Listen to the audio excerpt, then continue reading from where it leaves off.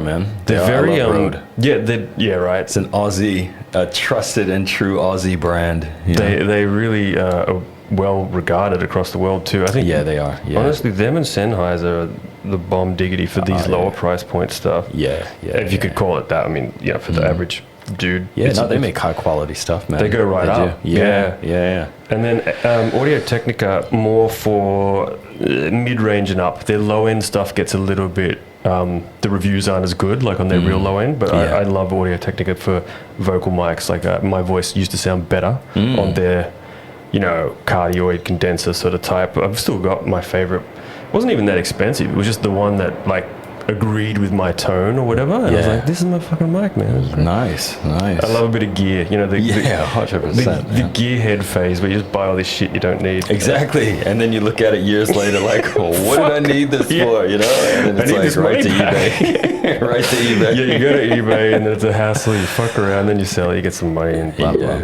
Yeah, so I kept a lot of those mics though. I still got like a Rode NT1, which I'll probably never really need. Yeah, that classic entry level vocal mic. It's actually a bit brittle sounding. It'd be alright for something like this, but these just have such good like noise rejection. It's very like, even with these birds chirping and like sometimes people talk, it doesn't spill too much. It's very directional. So it's perfect for podcasting. Yeah, you can, I noticed bump it. Nothing really. Yeah, it's very light. Yeah.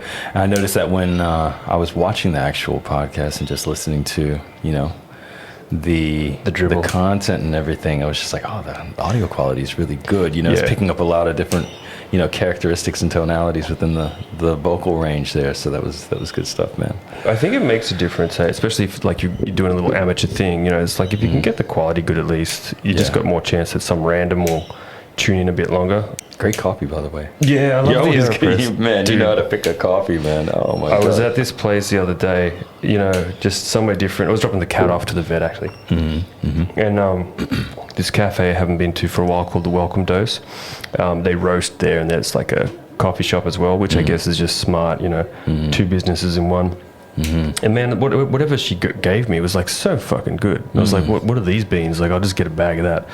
And that's what you're drinking right now. They were like, it's 2 weeks old already. You sure it's cool? Because it's peaking at this time. I was like, it's fine, man. Like, I'm a coffee nerd, but I'm not that much of a coffee nerd. But thank you so much. I appreciate you worrying if I won't consume it quick enough. Yeah. Because that's like a thing, apparently, like it kind of, it's at its prime 2 weeks after the roast and then kind of dips off after that. I mean, God knows what that shit in Woolworths is, right? Does it really? Yeah, I mean, not a lot, but it just sort of peaks for maybe pulling espresso shots or something, right? Like, yeah. If you're in a cafe and I'm sure it matters at that stage. Back. Yeah, but come on. Yeah, I thought it was really nice. She was cool. Actually, nice little taste, a nice touch there. Yeah, right. Just treating me with that respect that I would. Oh yes, well, it's lucky you did mention that to me. I used to love. I mean, I still do. I just don't do it as often. But I used to love just like rocking up to just random different hipstery cafes and just enjoying the ambiance, Yes. I remember Ruben Hills was always my go-to. I'd take like a Tinder date there, like that was my, just a safe, Statue of Liberty play, like, okay, we'll go there. And Tomomi always hates Pocket Bar because that used to be my other Tinder spot. Okay. And she will never, we met there, by the way, me and her met there. Right. She was like the second chick I met there, maybe the third, whatever, I don't know. But like, it wasn't like, I wasn't that successful on Tinder with this rude head. But, yeah, so then after, because the waitress recognized me when me and Tomomi met, she's like, and Tomomi could detect, like, he must come here a lot, like, and so we were never allowed to go back. I was always like, let's get a pocket bar, we met there, babe, and she's like, fuck that, that's where you took all your bitches. I was like, all right, fucking hell. For me, it's nostalgic. Of course. But it's gone now. I think it's something else, though. I think it's still a bar, but I don't know. I remember it closed. I mean, so many things have closed, since back then anyway. Yeah, a lot of transition nowadays, man. Oh my God, it's crazy. Like even in the time period that I've been here in the 10 years, it's like, it's almost a different city, Yeah, that's so true. In fact, you probably saw the most, rampant period of change in that 10 years, because it was pretty static before, I felt. When I came here, Sundays, you wouldn't hear a peep And now they're busy. Right. They are busy. People are doing shit, trying to catch up on their shit. Yeah. People aren't getting weekends off. That's as right. Much. Yeah. It's true. Sundays were, they were really, really quiet. And now they're not so much, And it's like any other day now. Like, I mean, at our supplement store, NTS, that can be one of the stronger days. Like, it used to be almost like, should we open Sunday? Yeah. We used to close when we first opened. As contradictory as that sounds, but when we first opened the store, we used to close Sundays. Yeah. But now, and same with New Balance, it's that's one of your bigger days, Saturday, Sunday. It could go either way. Yeah. It's like, shit, man, no days off these days. Monday's sort of my day, but, there's always something to do when you're trying to sort of push some projects along and do something interesting. Yeah. It must be hard with kids, bro. Yeah. Right? Like, I guess I can't imagine I could do any of this with them. Not easily, anyway. Yeah. The weekends they're done, Yeah. But I figure, like, okay, well, that's only, like my brother, who's had, children a while ago. He's like, man, enjoy, this time with them, because when they're teenagers, they're going to be gone, So it's like, you're not even going to see them. They're going to want to hang out with their friends and this and that, That's a good point. And I mean, I'm not just saying that that's what's going to happen with my daughters, but, but it could be. Yeah, exactly. So I'm just enjoying that, the weekends now. They're at school during the day, and I get time to myself after their sleep. Yeah, you're gonna need that, right? Like in life, I realize I need my little solitude time. So does Tomomi. Like, we like to have. It's nice to have one crossover day, but one where you can leave each other the fuck alone and do your own little projects or whatever. Well, even Jordan Peterson says that, right? It's like, they're only little for 3 or 4 years. He's got a little, there's a clip that's like, it hits home, you're like, ooh, I felt that. I don't have kids and I felt that. Yeah. You pat your cat a bit harder. Yeah. I love you, man. So, like, it's obviously true. It's good that you're, like, aware of that. I definitely think my mom was aware of that, as mothers tend to be. Yeah. But, my old man kind of might have missed that sort of, the opportunity to enjoy that. And I would definitely be prone to that too if I had kids now, which, soon we need to decide if we're going to. But I'd probably be in that same position where I'd have to really slow down and enjoy them, because I'd be wanting to pursue these things, because we haven't quite peaked yet with our business. We haven't. A lot of things happened in that 10 years that you touched on have kind of made that hard for any up and coming small, hoping to go to medium business owner. A lot of us would have got set back for sure. A lot of places are closing that are, especially like cafes, and we're a specialty store, I think, in a way that is helpful, because with something like a cafe, you can be like a specialist in something as a cafe, but it's a little bit there's going to be a lot of competition, and it will make it harder to survive periods like this, but then in the boom times you probably do really, really well. Absolutely. Yeah. So, with a somewhat low barrier to entry, but the barrier to entry is surviving business. It's not getting into business. It's surviving it, right? Yeah. Did I tell you we talked about the bamboo? Did we talk about that when we saw each other last? How it takes, like, was it 5 years, under the ground. Yeah, under the ground to grow roots, and then boom. That's right. Yeah, it's the Stephen Covey thing, right, from the 7 Habits. He references that anyway. Oh, okay. Yeah, gotcha. I mean, I'm sure it's out there before he picked up on it.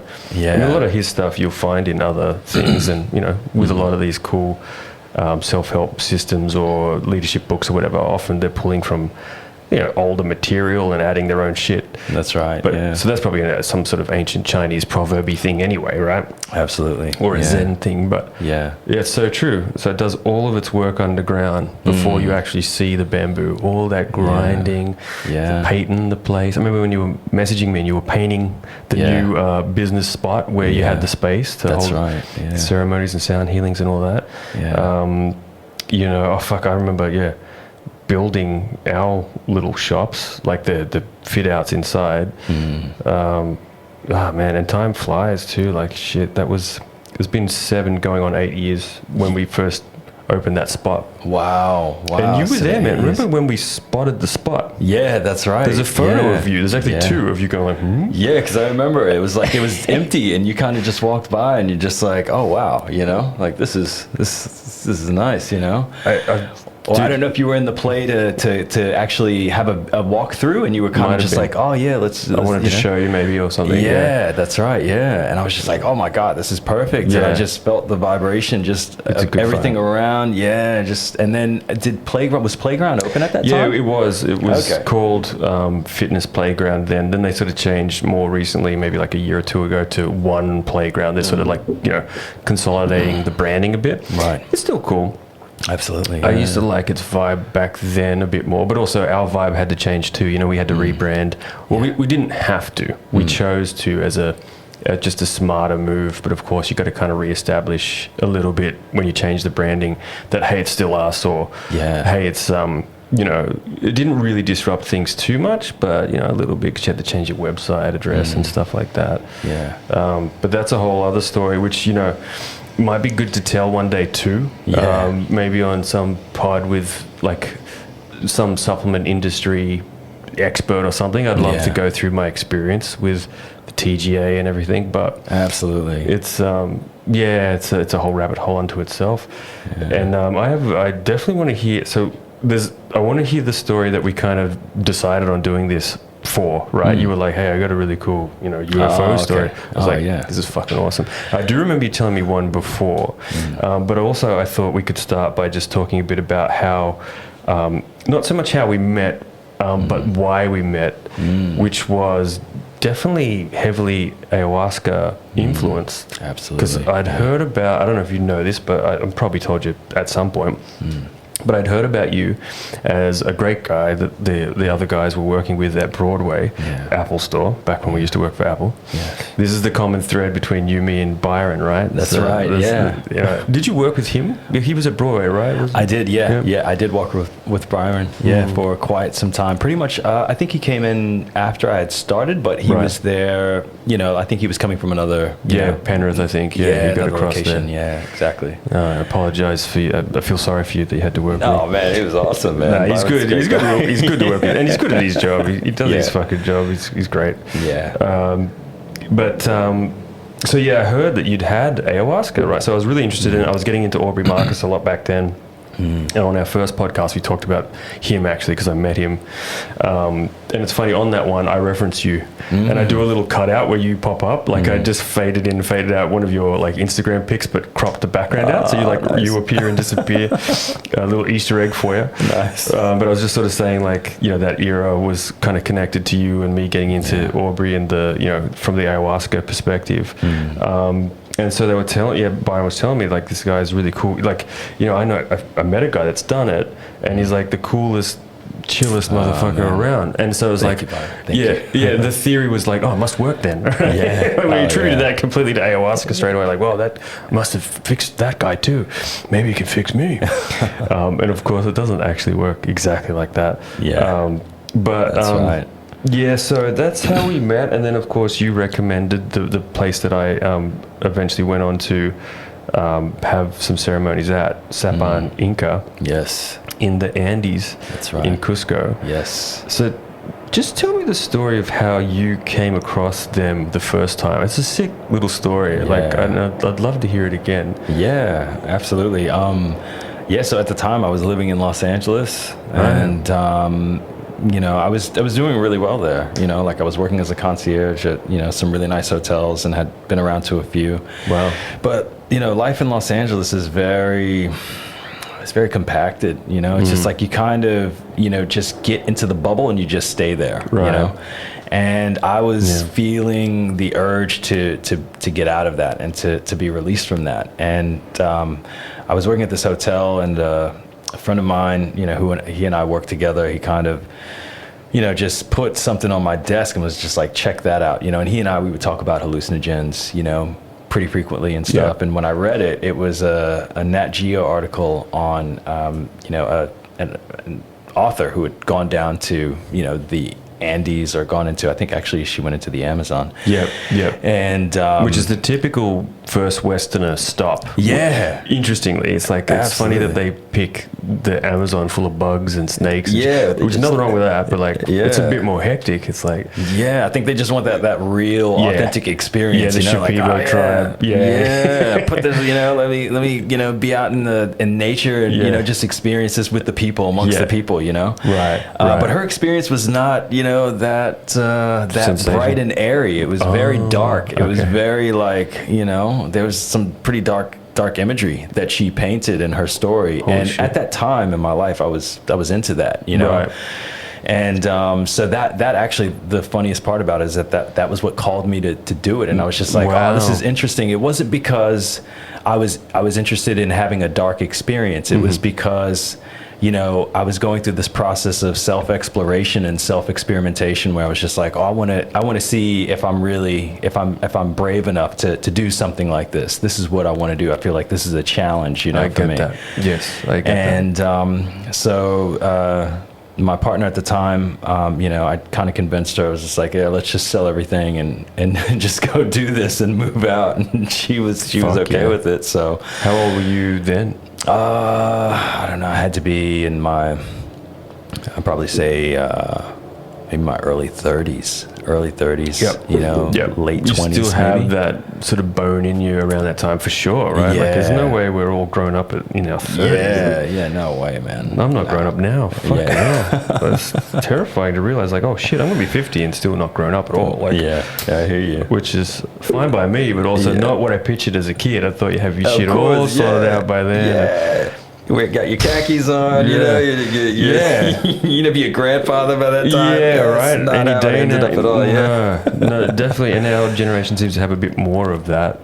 It's a bit more normalized than the baby boomers who had kids at 25 or whatever my parents had. So 100%. Okay, so early 30s. Yeah. So we ended up doing that, and long story short, we ended up going to Peru. But at that time, we didn't have any connections or anything. I just said, this is what I want to do. And my idea of what was going to happen was we were going to have to go into the Amazon.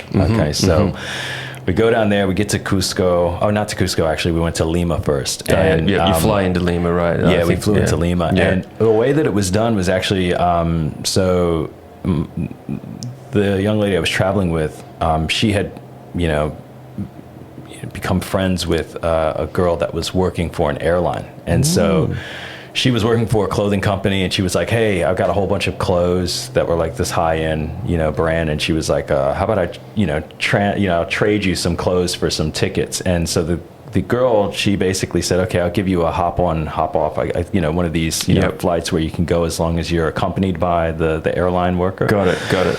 So we did that, and we got down there, and I had worked a deal with someone before leaving that I gave him a whole bunch of my stuff, and I was just like, okay, you can just pay me off, I know you, I trust you, just pay me off, when you can, because they didn't have all the money up front. Got it. So at some point he stopped paying me, and I'm just like, okay, what's up with this guy, I don't know what's going on, but he stopped paying me, and so because we had traveled before this, things started getting, my money started getting a bit low. So I was just like starting to get like a little bit worried, like, okay, what's going on? So when we got down there, we had probably like maybe 500 to our name. It wasn't a lot. Yeah.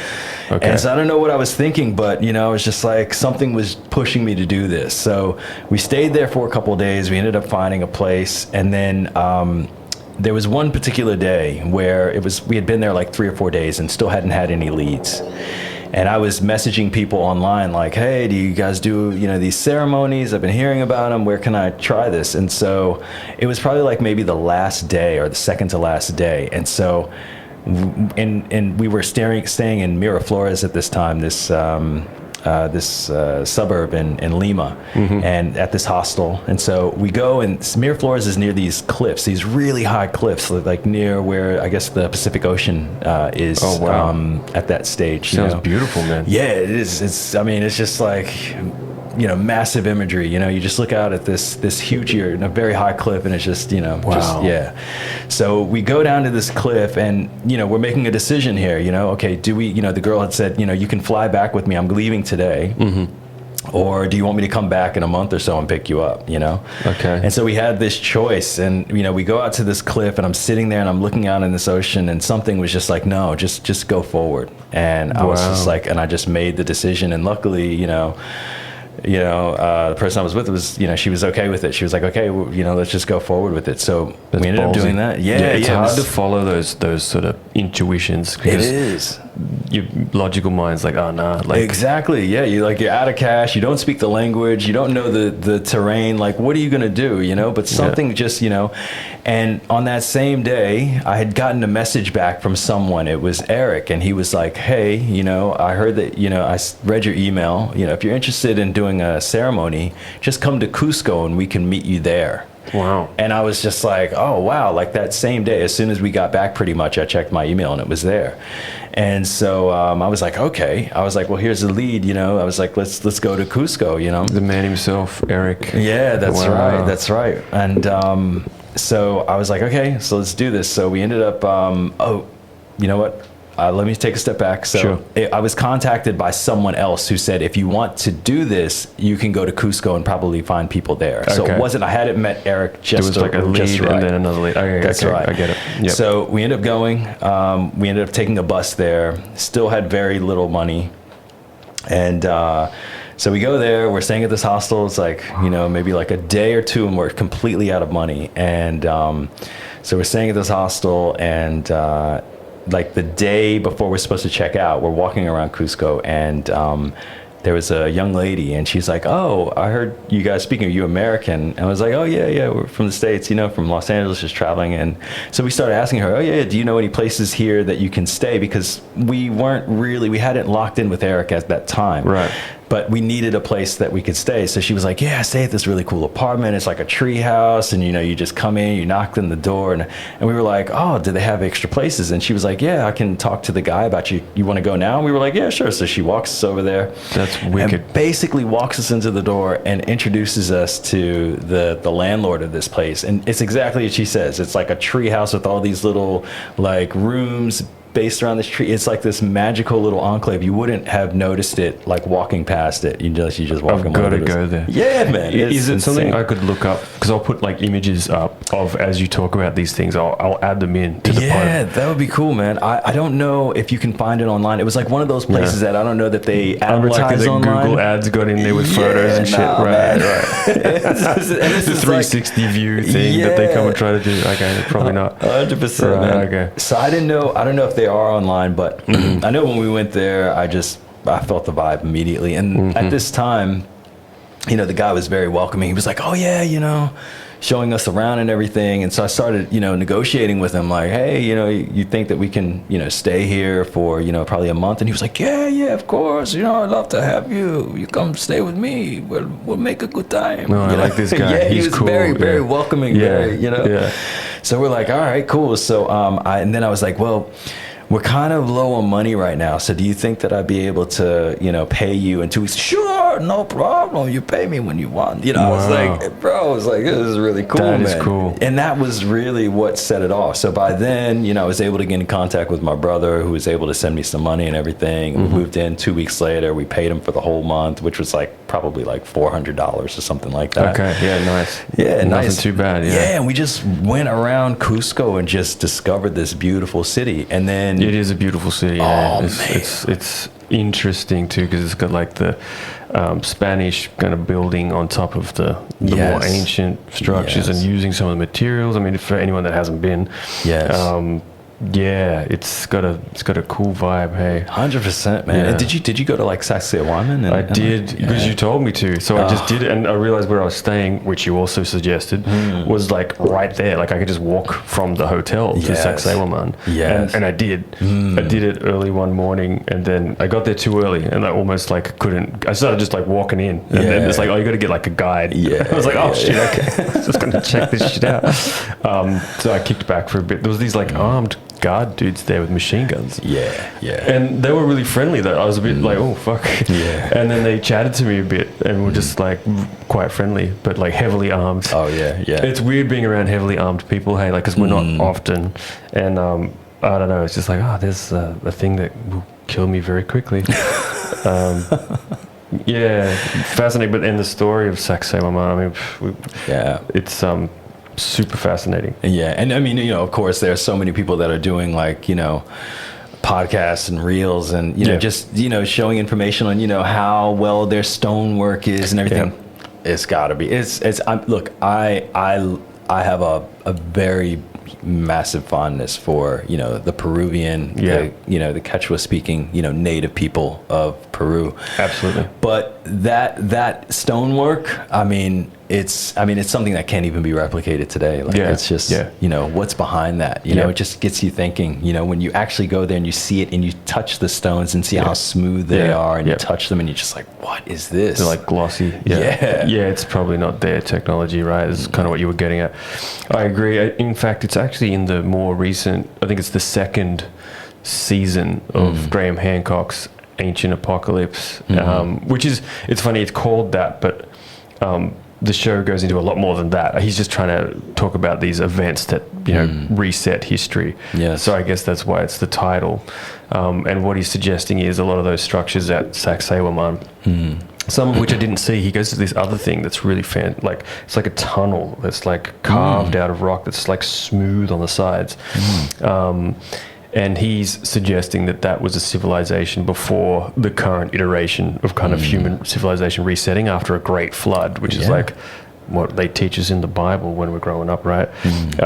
So it all makes a lot of sense when you hear him out and these counter theories. And I mean, it doesn't take much to, as you get down the rabbit holes we've been down, to sort of open up your mind to a lot more possibilities, than what the current status quo has been saying. So I feel you on that. It definitely seems like the remnants of something so different to even the older cultures that were there when the Spanish got there. So okay, so you got there and you were like, wow, this city's like something else. It's magical, and just we had a lot of fun just exploring the city and just going around, seeing all the sights, going through the streets. It was incredible. So we were about maybe 2 or 3 weeks in before I finally got contacted, or I made contact with Eric. And he messaged back, and just even in his email was very endearing, very warm spirited. And I just connected with him immediately. I think I had been contacted by one other person, but something didn't connect there. But with Eric's email, it was just like, it was all about creating the experience before the experience, through his words, through his kindness, through his kind nature. And I connected with that, and I was just like, yeah, man. I was like, so we're here, we're in Cusco, and we're located here. And he was just like, oh yeah, we're right around the corner. We're all you do is go one street over and then up maybe 5 minutes and we're there. And I was just like, so he was like in the city at this time. Oh yeah. Wow. Yeah, this is actually where they had their workshop, but this is very early on when they had first started facilitating. So they had a space in Cusco. It looked like pretty much like a shed. When you go in, there was nothing there. So basically, they said, okay, if you want to do this, we've got to meet and we got to speak to you first about what you're going to experience. I got that chat too. Okay, cool. Yeah. So because they got to check you out, they got to make sure you're not gonna, that you're mentally all there, and that you're, because it's very serious medicine, and I went down there with the expectation like, oh yeah, this is going to be a great trip, but it's not that. It doesn't even have to be that. Like ayahuasca, Mama ayahuasca. Pachamama, she decides what your experience is going to be, based on your internal energy. And so, I was like, okay, cool, let's do this. So we met with him, and we had a really good conversation. He gave us the diet. He told us what not to do, the days leading up to it, and what to do, and he was just like, you got to be vegetarian, you got to no alcohol, no drugs, no sex, no this, no that, no chocolate. No sex is a big one, right? I remember I followed that protocol. I'd obviously by that time heard it from you. I'd looked it up on the internet, and I got like a guide of what to eat and stuff too. And there's some stuff on their website as well, I believe. but I remember finding out a bit about why, because I always want to know why, and even like a lot of these places don't really go into that too much for the average gringo, right? Which you can kind of understand when you get a bit of a hint at what the why is to some of this. It's almost too much for this podcast to even go into in some ways, right? But it's like the gist I got, correct me if I'm wrong, because you probably know a fair bit about this too, man. I mean, you were my reference point for a lot of stuff for a long time, and still are.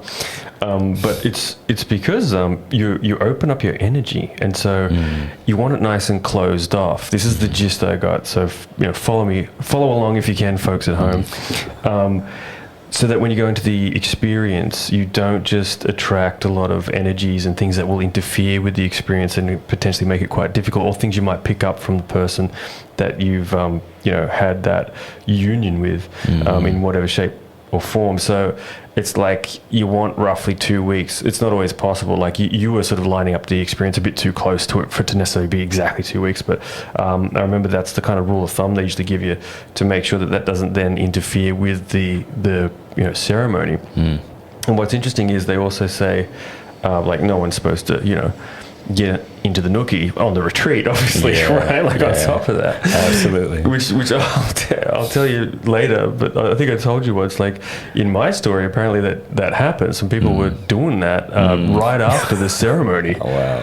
What type of consequences that had in the spiritual? I don't know. Like maybe it was sort of like in a way, because when if I was to go into the story, it might make a bit more sense in a way that maybe it was part of the healing process for those individuals. Someone was just the right person, and the lady that it happened with, I think it was more about her restoring her feminine energy. It might not actually have been what it sounds like a really crass, disrespectful sacrilege of the ceremony. I'm sure if Erik and Nilda knew that, they wouldn't have encouraged it though. I only found out much later. But yeah, so the reason why, so I remember being quite scared straight about that, because I really thought ayahuasca was going to hand my ass to me.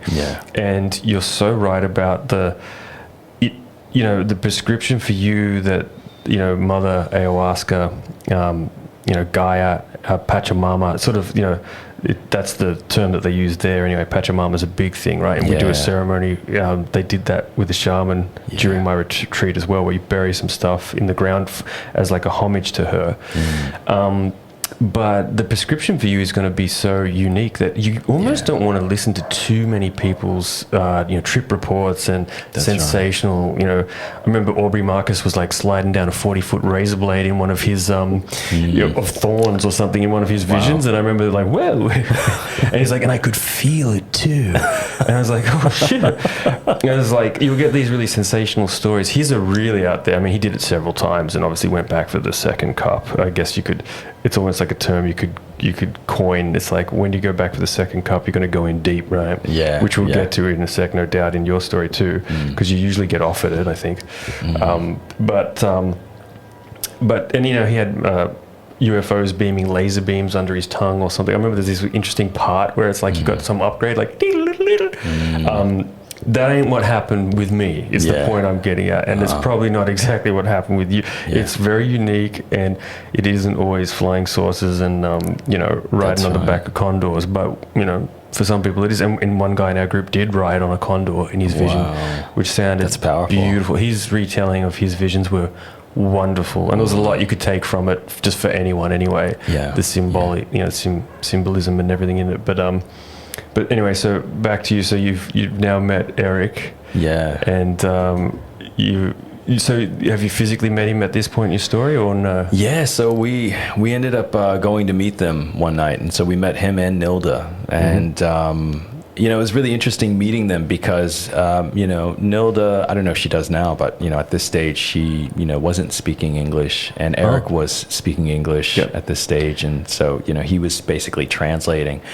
And I was even at this stage I'm a little bit more tuned into, dynamics between, couples and everything like that. And I could even see at that time that there was something about, he was definitely respectful of her, of course, they're partners and everything. And, they're a couple. But there was something a little bit more, that I was just like, oh man, it seems like she, not knows more, but she has a bit more information about what's going to happen and everything. And I found out a little bit later that, the shamanism aspect or the ayahuasquero aspect, I believe, is within her lineage. It's obviously within Eric's as well, but it was more present. I believe that they had, learned from someone through her. I don't know, too much about that, but I got the same feeling. Yeah, I got that air from her. I feel like I wanted to talk to her more later after I sort of had left, because Eric's very tough love,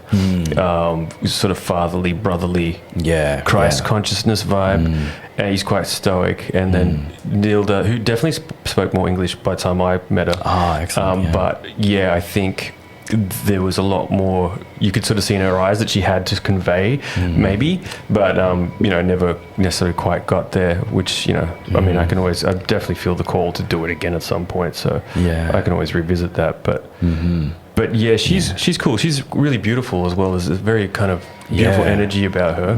Her energy is, and they complement each other so well. He's very masculine and she's got the feminine. Makes sense, right? And they just meeting them for that first time, it was really, really just an experience within itself, and they were talking about what to do. And so we took everything, we took all their instructions and we went back with it. And then for the next 3 days we just prepped for the experience. And okay, so 3 days was sort of what you had to try to get ready.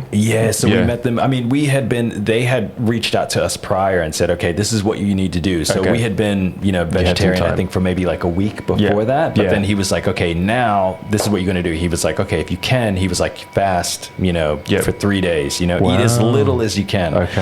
He was like, I think that's a big one. Meal. Absolutely. He went to the intermittent fasting, I guess what people would say now. It's a lot easier than you think, hey? Like when you just knock it off for 2 days. At least I've done 2 days straight and it felt no problem at all. That's awesome. Anyone could do that. And I think that's why they wanted to, get us prepared by saying, okay, be vegetarian for a week ahead, and then on this day we're going to meet, we're going to talk to you about the experience, what you're going to, talk to you about what we're going to do and how it's going to go. And then he was like, just fast as much as you can, eat as little as you can, only eat vegetables, just like no seasoning, no nothing, I'm just like, okay. So like we had to make that transition. That's when no sex, no chocolate, no anything came in. The chocolate, that's an interesting one. That was an interesting one. I was like, what is that? Must be something like theobromine or something. I couldn't I don't know what chocolate has to do with it. I can't really even speculate at this time, but so I said, okay, cool. So we took that away, and for the next few days we were kind of in silence. He was like, also like, speak as little as possible, just be within yourself, center your thoughts.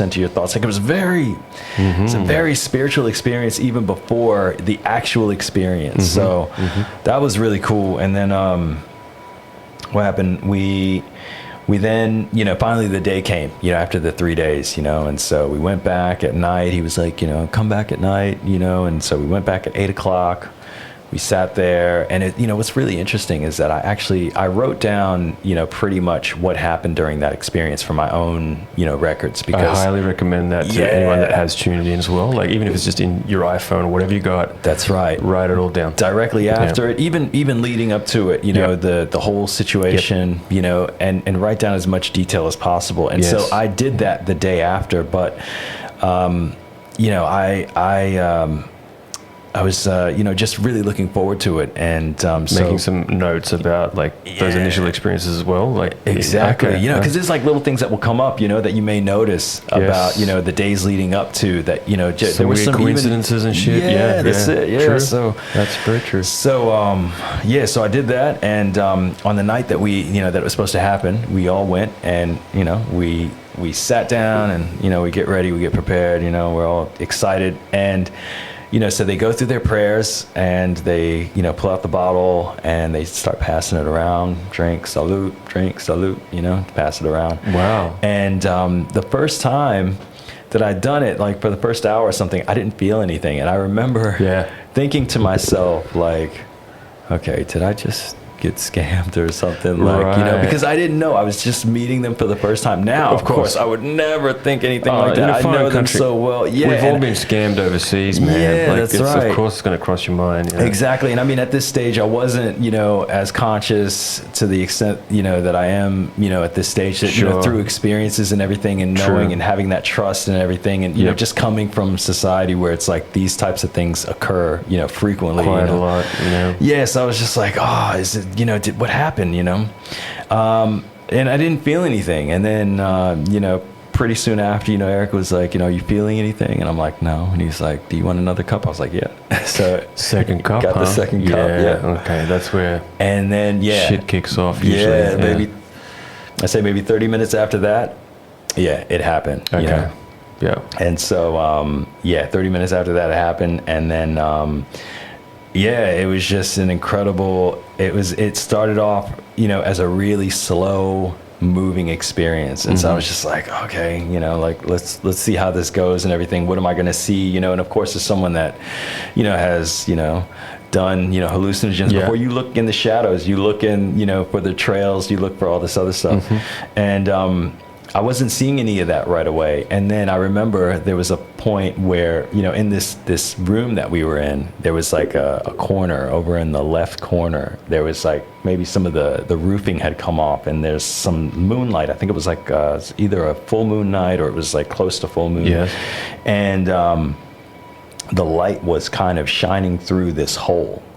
And I started looking at it, and I noticed that there were like these lights kind of going in and out of this room, you know, coming in and going out through this hole. And I was just like, what the heck is this? And it was in the moonlight. And I was just like, what?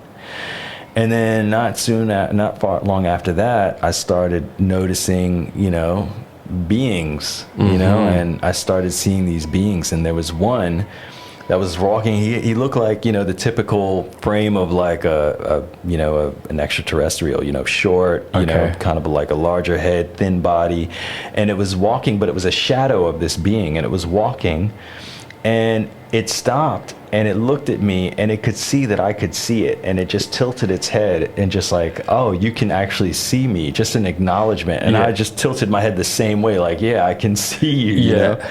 And then it turned and just moved on, and I was just like, oh, okay, all right, I'm feeling it now. This is different. Yeah, absolutely. This isn't my usual Sunday evening or whatever. What time of the week was it? Do you remember? I mean, I don't know if that's relevant really, but I don't. No. I wrote down like the day and all the details in this, you know, this document that I had, but I guess on a holiday like that, every day sort of blends into the next anyway. Like, it's not overly relevant what day, you know. I want to say it was like probably like midweek or something like that. Got it. You know? Yeah, that's when I was doing. I think it was like a Tuesday or something. It's a very random day. Just got set up. The Monday they sort of settle you in, and then it's like the next day. Actually, no. When we first got there, we were going straight into ceremony. Oh wow! Yeah, I remember that now. Yeah. So no time in between. He wanted us there for a couple of days to sort of acclimate to the altitude. I remember that. So I can't remember how many days that was, but it was like, I think at least one that I was just chilling at the hotel and just doing some random kind of exploration. And then when they came and picked me up in the van with the other people that were on retreat, so you sort of get to meet them it ended up being quite cool. I didn't fully understand, like I just knew they were coming to pick me up at some point. Then he does the little interview in my case, and then we were drinking that night. It was like, you know, go to your room and sort of, you know, it was like freshen up and then get ready to get blasted. That's right. He certainly didn't say it like that though.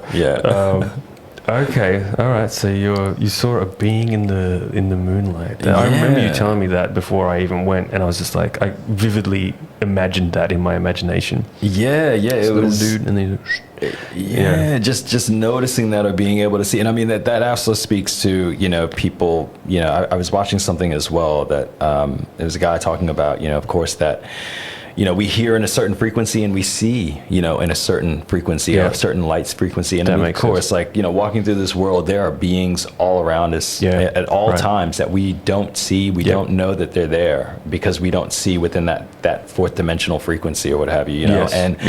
the medicine acts as a bridge between us being able to, you know, see in the regular world and that world. And so then we start to see both, you know, which is really interesting. It widens up your view. I mean, even other basic, I don't know if the word basic's correct. Yeah. Definitely not. But even the other more readily used and sought out entheogens do that, right? Like mushrooms, whatever. You definitely feel this sort of like widening of perspective. Yes. It kind of opens up your mind to possibilities, almost to a fault sometimes, if you take like large doses and with the wrong people that are a little bit unhinged, if you will, which we've all been at some point, I guess. Then all sorts of crazy possibilities seem like almost legitimate and get considered in that state, which is quite healthy sometimes to use as a tool to break out of a rut. You know, I remember, I think it's Michael Pollan talks about skiing down the ski slope, and you kind of cut these ski marks, you know, a trail, and it becomes a groove that you sort of fall into a lot. That's right. And what psychedelics can do is kind of dust the whole thing off again, so you can take different paths down the mountain, you know, instead of just that set groove you've been getting stuck in, that rut or whatever it is, that way of thinking. So it really can shatter things paradigm wise and give you a bit more like of an opportunity to open up to things and set a new trajectory after a good experience like that, or you know, a few, which obviously is how ayahuasca is usually done. It's usually done more than one ceremony, at least 2. You know, some places do 5. I've heard all kinds of stuff. That'd be a lot. Oh my god. Aubrey talks about, I think, 5 in a row, and like it got to a point where he was having really good ones, and then the last one was scary as fuck, or you know, so just interesting kind of stories. Again, which you can't make too much out of because yours is going to be completely unique. Yes, that's right. Like it's going to be unique to what your needs are and everything like that. But it's cool like listening to other people's experiences, because you kind of get some information from it. And just like so it's just like, and I think that's what my expectation was that I had read this other experience which had brought me there, and I thought, okay, is it going to be like this, you know? And it wasn't, you know. It was totally different. It was more of you know, like the first part about it, you know, was of course seeing it, and I think that was the medicine just saying, okay, you know. And I remember actually getting a message while I was in the moment, and it was like, you know, just heard this voice like, you know, you're welcome here, you know. And I was just like, wow, that's really cool, you know. And then that's when I started seeing, you know, different things. And then I started feeling different. I started feeling things about the people that I was with. And I started feeling and understanding things internally about them that they probably wouldn't share, or they might not be, you know, really open to sharing, you know. But I was just like, you know, just understanding these things, and I was, you know, just taking it in and, you know, watching it, understanding it without having, you know, any judgment about it or any, you know, kind of like, how should I feel about this? Just watching it pass and understanding it for what it was. It's a very judgment-free zone when you're in ceremony. I don't know if that's a Erik and Nilda thing or just ayahuasca thing, or a bit of both, because it would be a bit of both. They really hold the space, which is a term that you start to fully understand when you have one of these sort of ceremonies. That's right. It's very instrumental in what kind of experience you have. But nothing seems weird. That's the funny thing. It's sort of like dreaming, right? You know, when you have a dream and like wild shit's happening that's not logical, and then when you wake up, you're like, that's pretty crazy if you manage to remember it. But during the dream, it's just like, this is what we're doing in the astral plane here tonight. Like, no worries. And ayahuasca ceremonies, I felt, were a bit like that for me. Like everything's like, yes, I know this. Strange transforming face alligator card, like it looked like something on a playing card, like a poker card to a degree, but with these constantly transforming sort of features. And I could see that it was sort of like a negative energy perhaps, or just representing something of that nature in a very spectrum like, so all the colors of the rainbow sort of traced kind of outline, and they were whirling around at one point. I remember that right around the time that this dude was purging really hard. He was purging hard, and I could sort of sense that he's really, it was like a dinosaur was coming out of him, like that's how hard he was purging. Oh dude, it was like a T-Rex was coming out. And what was interesting is that it didn't seem weird at the time, but I was sort of somewhat aware that was sort of vaguely you know, it sounds really ooga booga because we're raised with these really terrifying horror films that almost are maybe in some ways designed to scare you off this stuff, and maybe not entirely wrongly, because obviously you could probably fuck around and find out. Yeah. But absolutely. Yeah. But at the time I was like, no, this is just a good healthy thing to do. Purge out some negative energies. It's just a fact of life. It's not something to be terrified of. You purge him. Yeah, he's having a good purge. It was just like, I just felt very like, yeah. And I remember after saying to Eric, like, hey, he had a good purge, huh? Yeah. And he was just like, who is this guy? He's strange, enthusiastic about things. And this kid, I don't know. He doesn't sound exactly like that, but it's vaguely like that. Yeah. But yeah, that's when these things were like flying around the room. And I remember at that very point, I don't know if this happened in your experience, which I definitely want to get straight back to after this, but they pulled out these little bells. I bought one actually after this, and I've got it now beside my bed. And like simultaneously, without communicating to each other, Erik and Nilda pulled out these bells when that was happening and just started ringing them like continuously, simultaneously, like ding-a-ling-a-ling-a-ling-a-ling-a-ling-a-ling-a-ling. There's these really high-pitched little bells, and it cleared everything slowly. Like it all just like settled down. It was like the next level that they'd go to after they did some other things. Like he played a bit of guitar. Oh yeah. There was those sort of breathing things that he'd do, those sort of things that would just felt so normal at the time. Like you needed a like it just felt can someone get a that's better. Yeah. Can I get a Eric? But the ding-a-ling-a-ling was just like the ultimate cleanser, because I remember him saying he doesn't use tobacco, because I watched all the Aubrey Marcus stuff, and you think you're half informed because some influencer, I mean he's cool, but like one dude is talking about his experiences, and the Shipibo people I think often do use the tobacco sort of cleanse thing. And I was really expecting him to whip out some Apachos, and beforehand talked about it, and he's like, you don't need it, you can. And that's what they used. They didn't use like tobacco or cinnamon, laced tobacco or whatever Aubrey was talking about in one of his things. They just used the bells. Just the bells, man. Wow. And they might, it sounds like they didn't with yours. Maybe they didn't need it at that ceremony, Yeah. They might have been there, right? We don't know, like unless you can photographically remember. Yeah. But I think they just pick them up and ring them if they need to. Like they may not actually always use them. That's the sense I got with Erik. It's like I don't always just do everything. That's it. Yeah, I think that those are their tools, in their toolbox, and they just pull them out as they need them. And I mean they're obviously seeing from a different perspective because they've got such a different relationship to Pachamama than we would as just experiencers of this, because they're the facilitators, and it's just like seeing them go into their toolkit. I don't even remember like what they pulled out. I remember that they were singing the Akiros, that was oh my god, that took me. They did that. I remember the Francisco de Agua, it's like a the Flora de Agua, Flora de Agua, that's it, the little spray of the perfumey sort of flowery water. I've still got a little bottle of that shit. It was everywhere there, right? Yeah, it was. And I mean, I remember when there was one point where he came over and just put that on me. Blasted you with it, I melted. Like, I felt myself melt, and it was it was incredible. Like, but with the most peaceful, like... Yeah, in the best way. Yeah, in the best way. It was just like, that was just what I needed at that time. I don't know how they do it. They're just they're really in tune. They know. They know, right. They know. And, like, that whole experience just set into motion a chain of events that really just put me in a different place in life, and it just shifted my consciousness, it shifted my purpose, it shifted my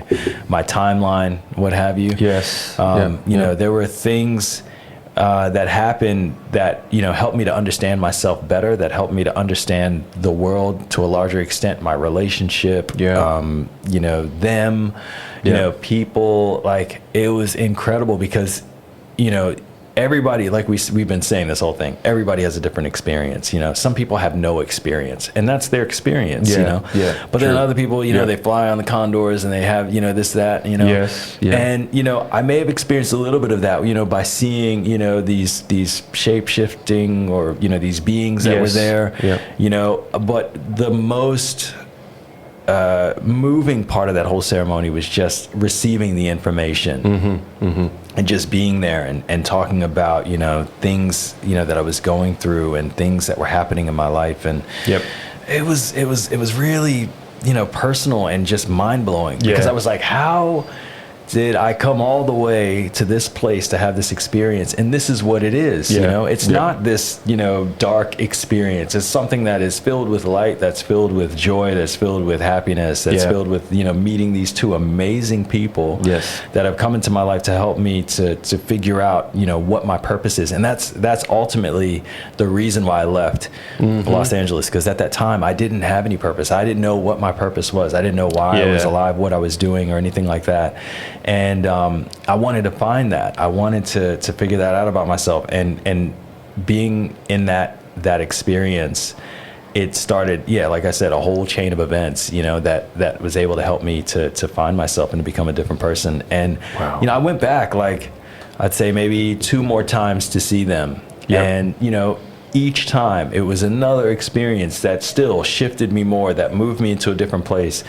You know, the person that I came there with ended up meeting a guy, you know, through the second experience that, you know, that she ended up, you know, leaving me for, you know? And in that moment, I looked at it like it was something, it was the worst thing that could happen. You know, we'd been in a relationship for a long time. I wasn't really sure where we were going, but, you know, I was willing to keep going with it.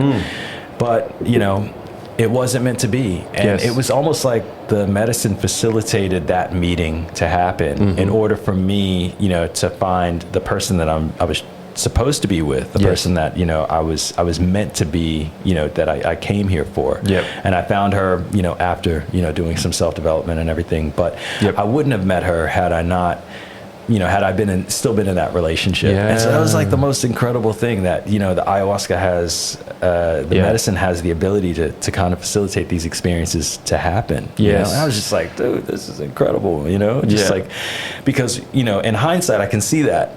When it was happening, it's just like, you know, the picture, the meme that, you know, you see online, or just like, people think this is what a spiritual experience looks like, or a spiritual shift looks like. You know, it's like all peace and butterflies. And it's like, but this is what it's really like. And they're like, confronting as fuck. Just like, you know, scared and everything. And, but like, the other experiences I had, it was interesting. You mentioned, Graham Hancock, saying, I think you said, oh no, it wasn't, I don't know, was it Graham Hancock? Yeah, definitely. The ancient apocalypse thing. Maybe Michael Pollan, the ski slope thing. Was it that analogy? Not that one. There was another one, I think, that you were saying about a laboratory, about him having, you know, kind of like a laboratory. Or I remember that when I had like one of my ayahuasca experiences after that, you know, I you know, I didn't feel anything for the first part of it. And so Eric was like, okay, you know, the ayahuasca is going to continue working on you. Just go to your room and you know, just go to bed and everything. And I was like, okay, cool. And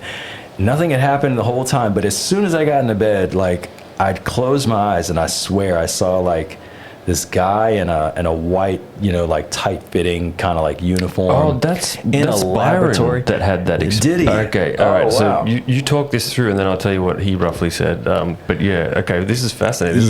So it was like this guy, and he was in this laboratory, you know, and it was I didn't know where I was, but I imagined it was the laboratory within my mind or something like that. It was some space that, you know, within, you know, time and space that exists, that connects me with, you know, and connects all of us, you know, that all of us have this space within ourselves, you know.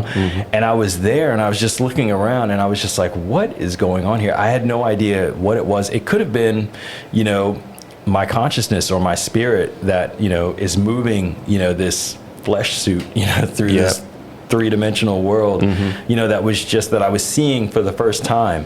And I didn't interact with it, but and I didn't even see what it was. I just knew that it looked like a human being. It had, you know, 5 arms, you know, 2 arms, 2 legs, a head, a body, a torso, and everything. And it was just working at these controls, and it was this really pristine, you know, kind of laboratory. It had all these buttons and looked like, you know, it's just like, I was like, what is this place, you know? Wow. And then just boom, went out of there and went to other realms, or not realms, but just went to other spaces where, you know, there were different things that, and I had no idea what I was doing there, I didn't have any interactions with anything or any entities or learn some great knowledge or anything like that. I was just in these spaces. Yes.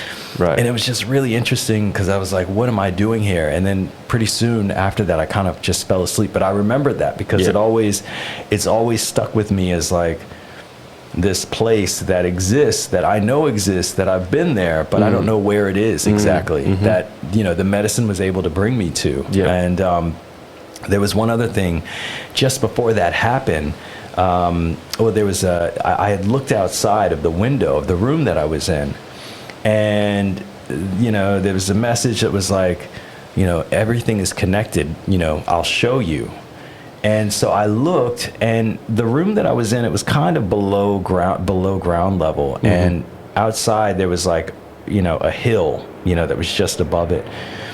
And I saw through the hill, and I could see the roots of the bushes and the trees, and everything was connected. All of them were connected, and it was just like everything is connected. And I was just like, what? Like I could actually see like all of the roots, the trees, the grass, all of their roots were intertwined and connected, and they were all one living, you know,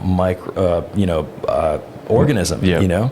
I was just like, oh my God, you know, just because I wasn't believing what I was seeing, but I was seeing it, and so I was like, I had to believe it. But it was just, you know, those types of experiences happening, and just, you know, just creating for me this reality, this alternate reality of what things are. So it was interesting. What was the experience? Yeah, I mean, it's funny, as you talk through this, it takes me back there. I mean, I've even been so high on edibles that I felt like I could start to see transparently through the roof of like the room to the kind of blue sky before. So it's no stretch that ayahuasca would give you those sort of X-ray visions, and I mean, it's not uncommon to hear about them either. So this is fascinating, and you said something that when I watch this back, I'll definitely want to latch back onto, because I think you described it really well. Because I know when Byron had that experience of that room, the laboratory, we'll call it. He was very thrown off by it, and just kind of disorientated by the fact that he was going through this, you know, such a vivid experience. And I think in our first pod we talked about it, and when he got back, he was a bit more disorientated than I sort of understood at the time, and he was almost like, "Are you behind this, man?" Because I was just like, I was very like lighthearted about it. I was, you know, he's just fucking blasted off into another dimension that was so vivid that you can't deny it, right, at the time. And I'm just there like, had a bit of a trip, did you? And you know, and that was DMT. Oh wow, okay. Right, so he went to the lab, and he describes it pretty well in our first little pod. But basically, he was in that room. The dude in the white coat is described. Really? He was facing away, I remember this much. So I didn't actually get to see him front on. At some sort of chair or control, so either standing or sitting at a control panel. And Byron describes himself being in some sort of pod that was sort of half sunk into the ground. So he's sort of in the, you know, I guess almost the medicinal chair, or the, you know, the I suppose, I wouldn't say surgical chair. He doesn't talk about any kind of, you know, interaction of that nature, but some sort of little hospital beddy thing that's like a pod. Think more like a cryostasis chamber on a spaceship kind of vibe. And so he's sort of half in the ground in this thing.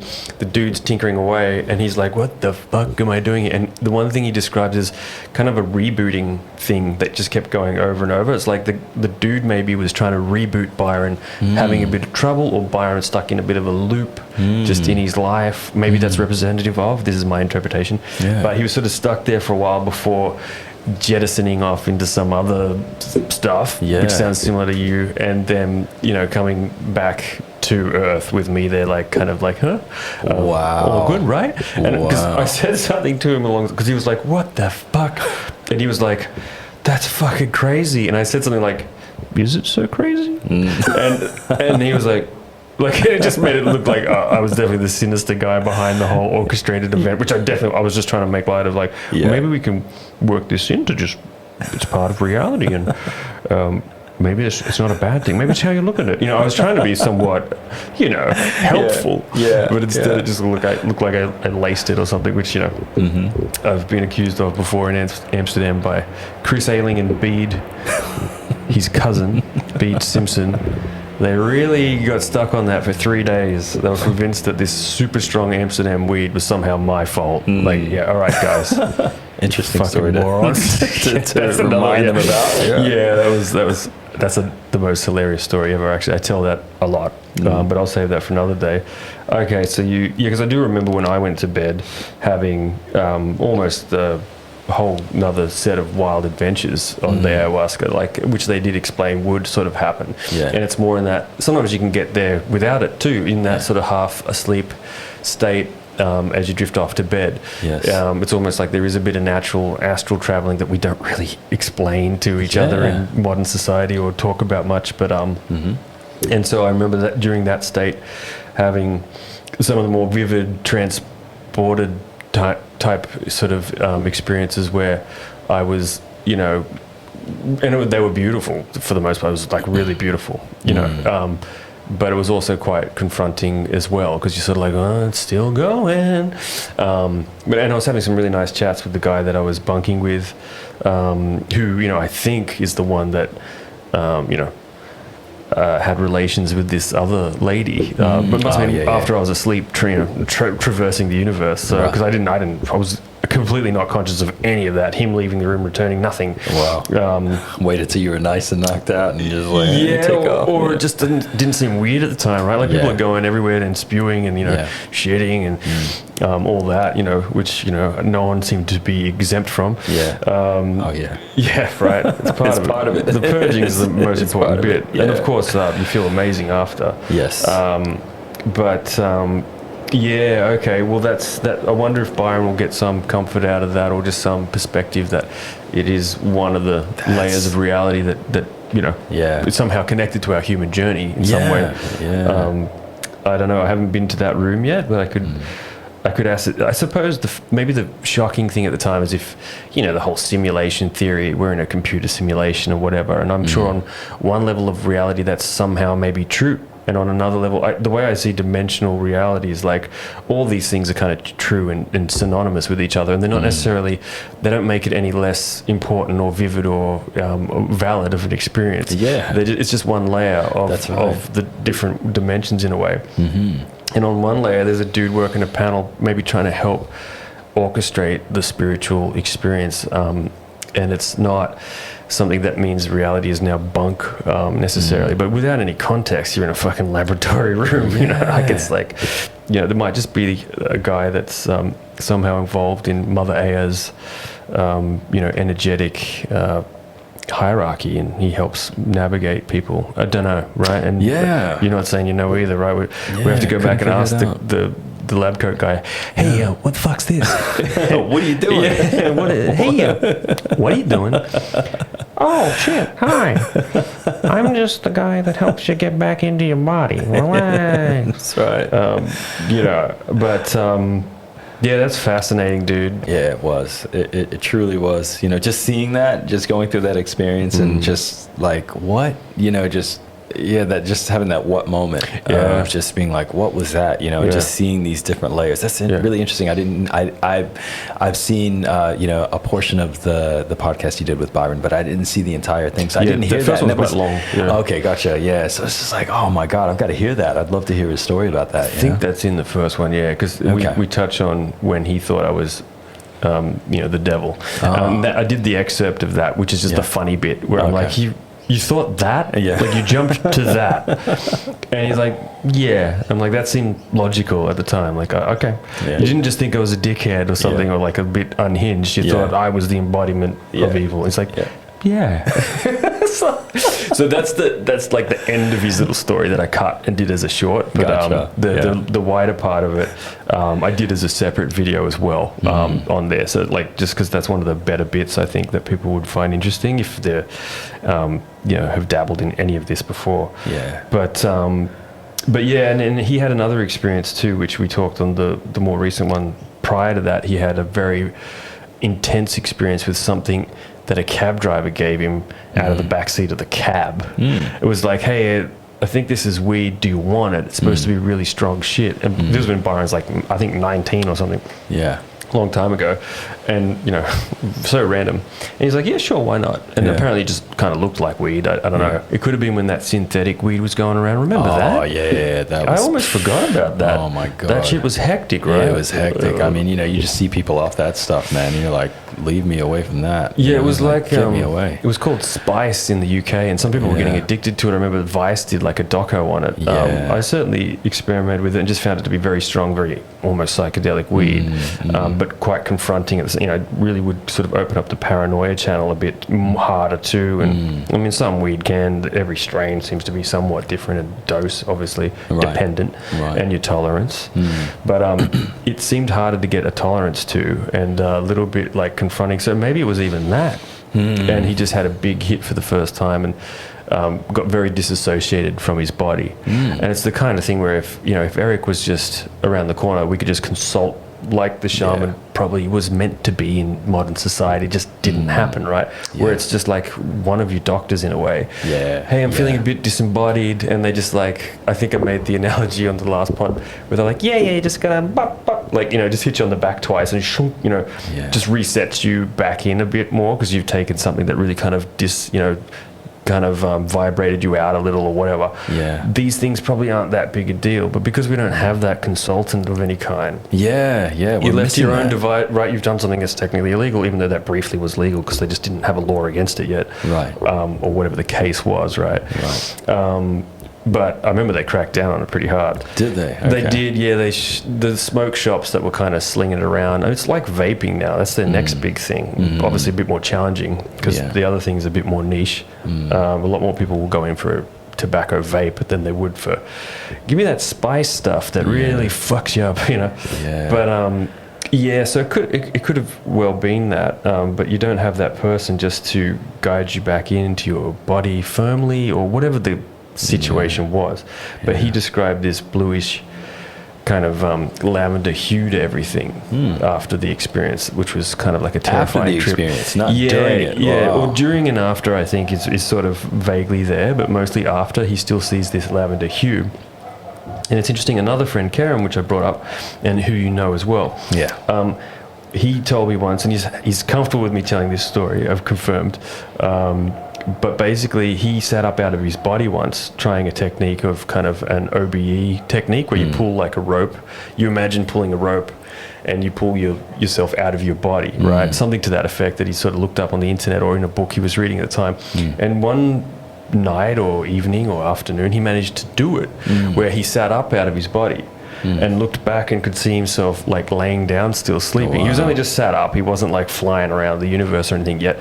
And that instantly freaked him out a bit, as it would. I'd do the same thing he did, and he just like quickly flopped back down into his body. But he said when he sat up, the view of the room was clear. So you could still see in the normal way, but it had this bluish, you could even say lavender, I suppose. He didn't use that word, Byron did, but this kind of blue tinge to everything.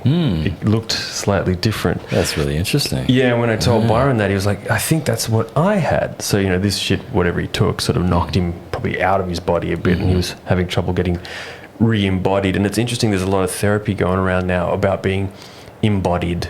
Like that word's coming up a lot around sort of how trauma works and things like that. I know Bianca's got that sort of embodied podcast thing that she's doing. So like there's something to all this. I haven't fully figured it out yet, but it's funny how in these conversations some of these themes are coming up. You know, the lab coat, we've got lab coat guy, we got the lavender hue, bluish hue, and we got embodiment, somehow all being vaguely connected, or you know, not so vaguely connected. It's really interesting, because you know the out of body experiences are happening more prevalently you know, people throughout talking about it more, that's for sure. Yeah. And, you know, people having NDEs, near-death experiences, that's another thing. Yeah. I feel like all of these different experiences and I also feel like it's the emergence of us being able to, you know, talk about this and have a worldwide forum where people have access to this information. It's not like just people in Russia know about, you know, these experiences amongst Russian people or Americans or Australians or, you know, Africans or, you know, just like everyone has the availability to, you know, you got places like what is it, Iroid, you know, where they talk about these different experiences that people have off of, talked about these stuff. That. Last part, exactly. I used to read it all the time, man. And I mean, it's almost, I mean, it's great. And it's probably the first step in that direction that we all sort of spotted, right? Right. But some of those experiences are fucking wild. Yeah, dude. man, like, you just read it, like, what? And I mean, it's interesting because nobody is going to have an experience like that, but it's like a primer for understanding, you know, the stuff that you're probably going to see if you know, do this definitely substance, helps. you know, what have you, you know? It helps you keep your head a bit. Because I do feel like if too much kind of happens at once in these states without some guidance or a bit of prep experience or just at least reading some of that stuff, you could get a bit of shock. And if you go into shock, you can have that kind of shattering effect, and that's where people might have, you know, nervous breakdowns or psychotic breaks. You know, there's words for these things, and they put a label on it, and it sounds, obviously it's not fun either. I mean, I've had the odd harrowing acid trip where it takes a while to feel okay again after. You're a bit, you know, you are a bit rattled from it, for sure. And until you've had it, it's easy to sort of brush off. It can take a little, you know, it could take a hot minute just to, you know, you certainly don't feel like dropping a tab anytime soon kind of thing, right? And then you sort of reincorporate everything and you can move on. So it's certainly, I mean, and I get that's why psychedelics, you don't want to take them too lightly, but at the same time, you know, you do in a way want some, for a lot of people it's going to help them. For some it might be the wrong time or the wrong person to be doing it for maybe various reasons, that you know, traumas and things that they haven't maybe dealt with, which I think is why they like to do that little interview with you beforehand, right? Just to see 100%. I'm sure you could get to a place where you're ready, but maybe if you were just dealing with something really heavy really recently, Eric might be like, hey, I think you need to sort of work through that a bit more before you come to this, you know, because it's going to be quite intense, and that's going to, you know, spill out into the room and affect everyone's experience, no doubt. That's true. I could understand that would, that might be part of it. Absolutely. He doesn't tell you though, and that's the thing. I was very much, when I was there, like, and it might have been something he's either not used to or he's not willing to go into, which I would understand, because it's such a can of worms. But I was really curious to find out a bit more of the behind the scenes. It's like, so what's with that? Like, you know, so why can't we go outside after the trip? I knew why. I remember one guy in our ceremony, I would say the first one, could have been the second one. He's the one that had the condor experience. He had like a really, you know, he definitely had, you like to put it as like, has a history. He had some sort of history, and he was becoming a therapist or already was a therapist. So he went quite deep and met some sort of ancestral shaman lady in the, I guess, the ayahuasca world, the spirit world, whatever you want to call it, who had she was like a hooded figure, and she was kind of blessing everyone in the space. He could only see this. I didn't see her in my visions. And then he rode on the back of a really big snake, which a lot of people have talked about, and they talk about feeling that it's quite dangerous, but they're sort of safe on it for now, and you know, it's like there's quite a presence to it.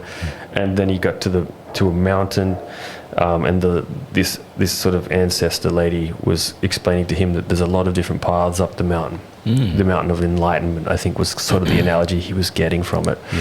And some are pre-trodden paths, like Christianity, you know, Islam, whatever it was, and those are sort of maybe a little easier, but you can also make your own path, which is maybe a bit harder. And some people are making their own path, he could see. Other people were treading sort of trodden paths already in this vision he was having, and he was on the condor somewhere around there as well. He didn't say Google.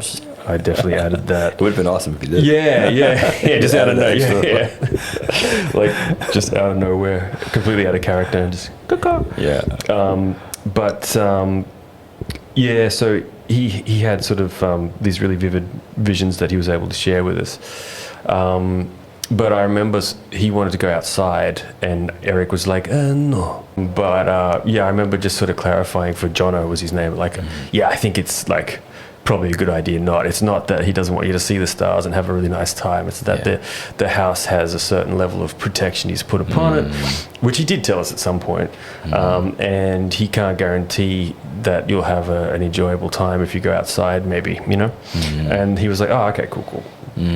And that sort of was just a few tidbits that I picked up off Erik indirectly like that. Like, okay, there's something in that. Yeah. There's something to do with that. Yes. And okay, but that's about all I could get. I really wanted to get under sort of, you know, behind the scenes and find out like, what are we really dealing with here, man? What's going on? What you obviously know some shit.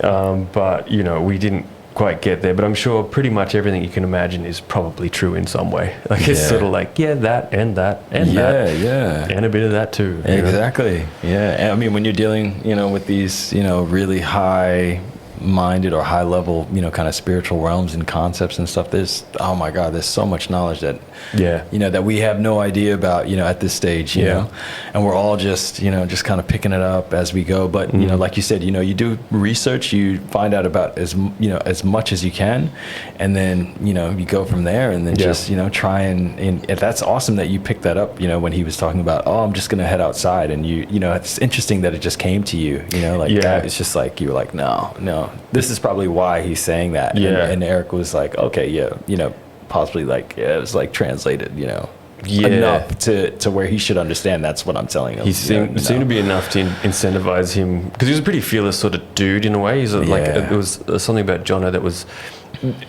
very caring, conscientious person, but just a little bit of wildness to him, not in any kind of way that probably normally conjures up, just like a free spirit more so.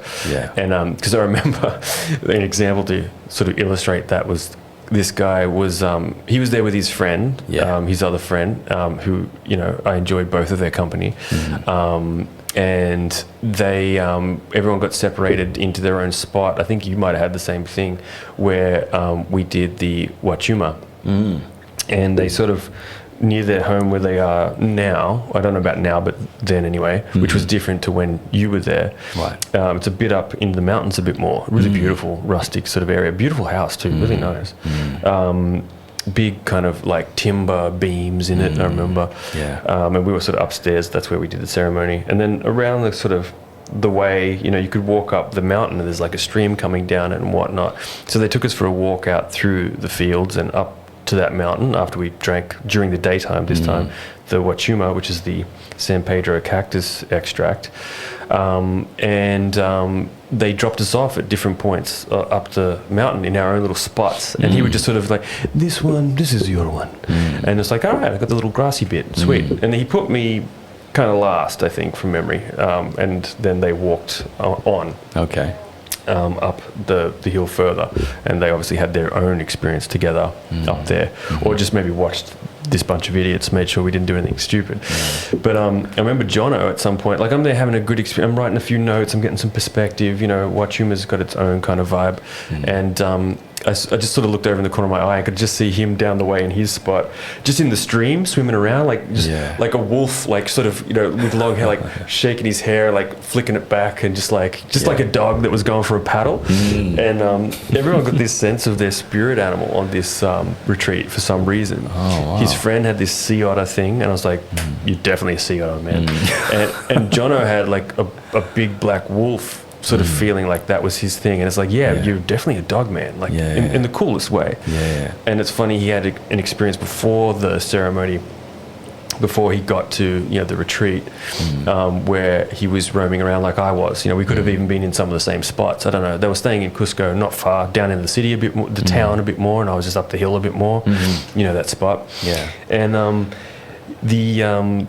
a pack of dogs came up to him at one point and kind of harassed him a bit. Oh wow! Like maybe those street dogs, man, out in Cusco. Woo, you gotta watch out for them. They're everywhere. Yeah, they are. And this one had formed a pack and kind of harassed him a little up in the mountains somewhere. Like not all the way up. You know, you can go up the hills, you can still see the city. You're not that far away, but you're also like, oh shit. Yeah. So he just kind of, but it's like they sensed that he was this big, you know, wolf, and they were sort of like, they didn't like him around. You know, he's the threatening alpha sort of wolf or something. He was chill about it. He sort of seemed to have certainly no fear of dogs, which would make sense.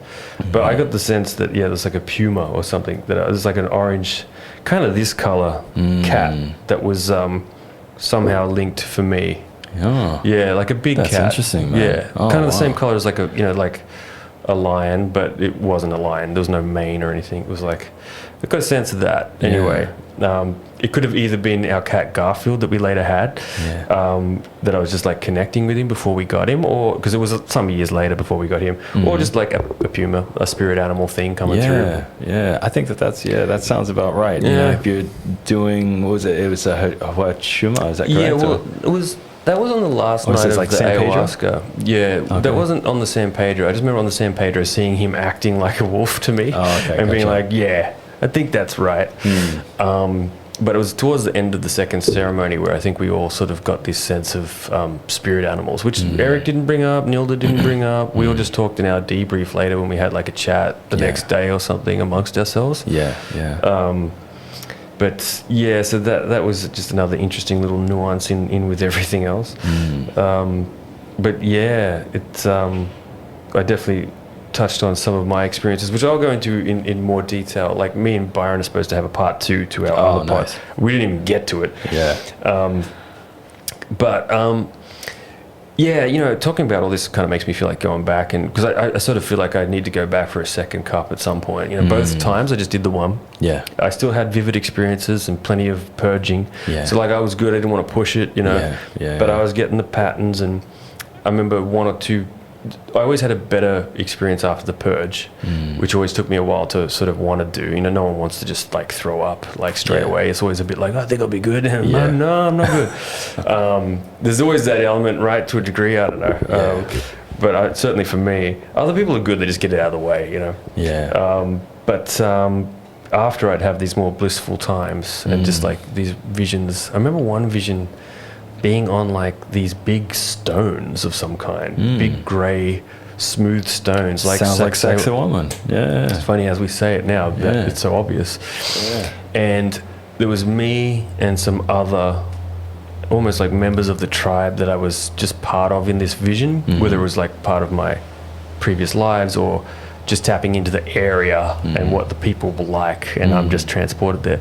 Yeah. But I remember feeling like these were sort of like my brothers, and we were just doing what you're meant to be doing in life. Like I never had a feeling like that for such a long time, where it just felt like, yeah, this is what we were meant to do. And we weren't even, I think we were just like meditating or just channeling some energy on this big stone. It wasn't anything like overly specific that I remember, but just felt like this is what humans are supposed to do, just wild and free and just doing, like, just in tune with things and just living in such a different way that isn't so orchestrated by these necessities of day-to-day life. That's it, And I just had that little moment, you know, I was like, fuck, that's what we're meant to be doing. Shamaning. You know, like, chilling in the universe and vibing. That's right. And that was a bit like of a bummer, but I mean, to come back to reality from. But then after that, we started the business and whatnot, and I definitely had some inklings of starting the business while I was over there, like that it was the right direction to go. I think maybe if I went a little deeper, I might have got more clarity around, you know, some of the things that later on became problematic for us, just in terms of like legalities of supplements and so on. Maybe I could have circumvented that, or maybe it needed to happen on this path along the way when it did. And I mean, ultimately it did, because it happened. That's how you know it was meant to. But yeah, that was a big part of me changing my trajectory too, similar to you, right? I remember you coming back from that, and I remember you talking to me about what you got from the experience, and about, you know, you being like really gung-ho about doing your own business at that time, and that you had an experience that just basically said, that's the direction that you need to go, which was really cool, you know, because I didn't get that, you know what I mean? But it's okay, because again, we all have our own experiences, but it was really cool that you came back with all this energy to just like, this is what I got to do, and you did it, and it worked, you know? It was like just a liberating experience of like, I think the story I told you was on the Huachuma.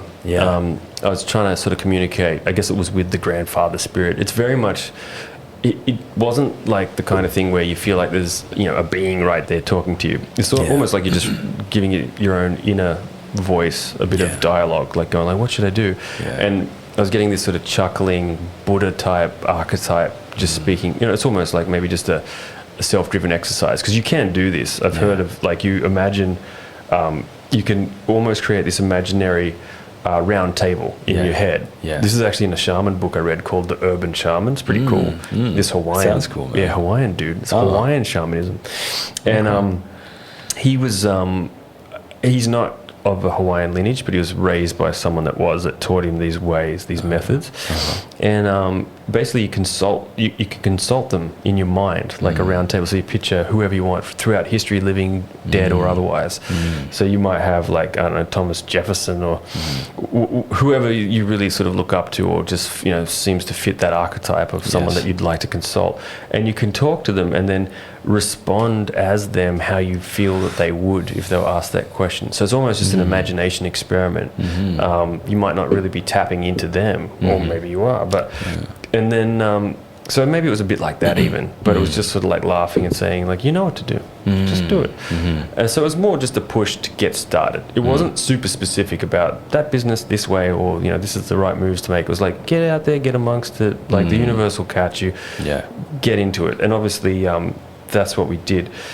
Went really well, and then sort of now we're in this place in time where a lot of us, I guess, in society are dealing with, you know, interest rates and inflation, and it's really hard to run a small business at this point in time too, because your sales are down, your margins are slimmer than ever because things went up, and so you're paying more tax on everything, right? As a percentage, it stays the same, and those guys haven't reduced any of their cut, you know. And what's interesting is how the government, you can see when you're a business owner a lot clearer the games that are being played that the average sort of person that's in an employment style role can't. That's right. One of the clear ones that I realized recently is, like, you know, Labor government gets in and they usually, I mean, all this inflation's being caused and the interest rates are up and everyone's got less money, and then they sort of bump up everyone's wages a little bit. Everyone thinks that's great, but what they don't realize is, like, the government's not paying any extra for your wage. That's right, and we're still paying the same tax.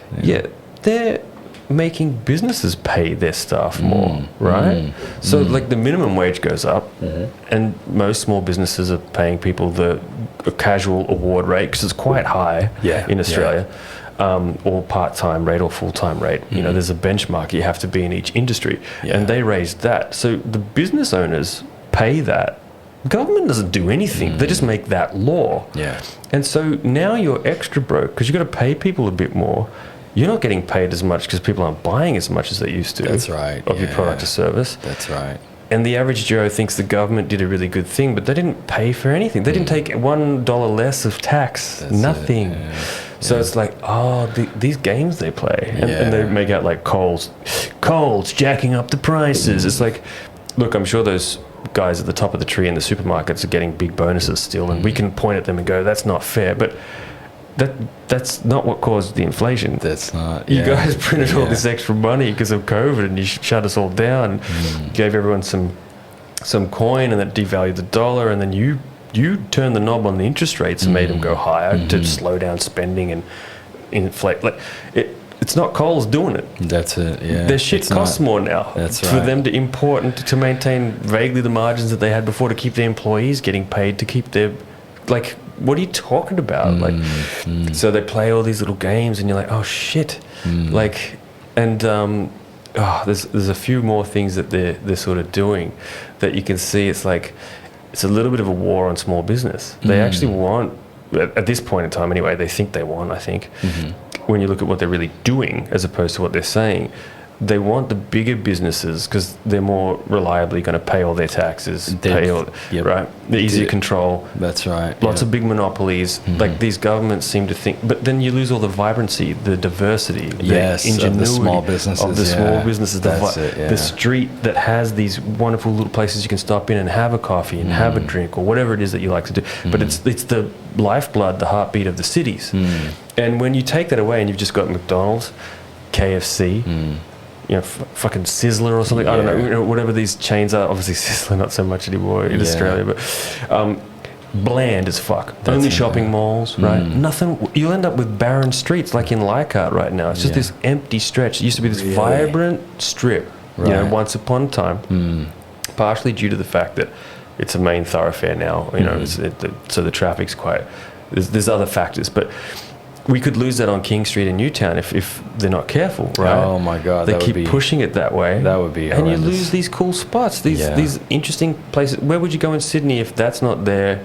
Surrey Hills falls over and doesn't have the small bar scene. You just got this barren wasteland of a city with just office buildings, big chains, and malls. Like, that sucks, man. Yeah. That's not what society's supposed to be about. Uninteresting. That's like communist China stuff that they act like they're so against. But it's like, we're heading that way. You're just doing it through corporations. It's not. So not to get political on this, because I don't really know. That's just a tendency for people in power. It's not necessarily aimed at any particular political party or whatnot. It's just that if the people don't, the free enterprise thing starts to erode if we don't make enough noise or get quite clever with who we vote for to figure out their policies properly. And it requires a lot of self-education to understand. I couldn't even point at the right person right now. Yeah. Because if not, the tendency is to lean that way. It's just like they're in cahoots. There's like those little the deals.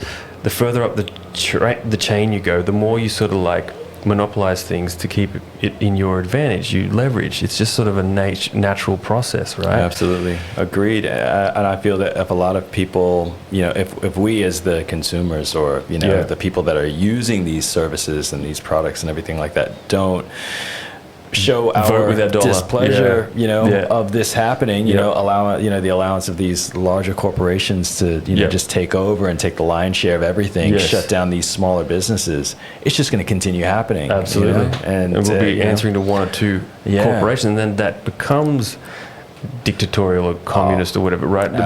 By default, even though we're supposed to be in this free enterprise type structure, this democratic structure. That's right. So it always wants to come in through the back door. We always have to have these resets to balance things out. Otherwise, we can end up in a very bland, dreary, punch clock society, factory worker level shit, right? If we're not careful. If you want to do something cool, unique, crazy startup thing, you're going to have more and more trouble in a society like this that has everything locked out. That's it, But in the same breath, I feel like those types of businesses are going to become, very niche and very much, I guess, that people are looking for them, because they're becoming, becoming far and few, between, did I hear Dr. Earth closed? Dr. Earth closed. That's, and, oh my goodness, major loss to Newtown. Man. That's right. That's they're the specialty, we're a specialty store. Yeah. Right? So the NTS, for example, we specialize in something,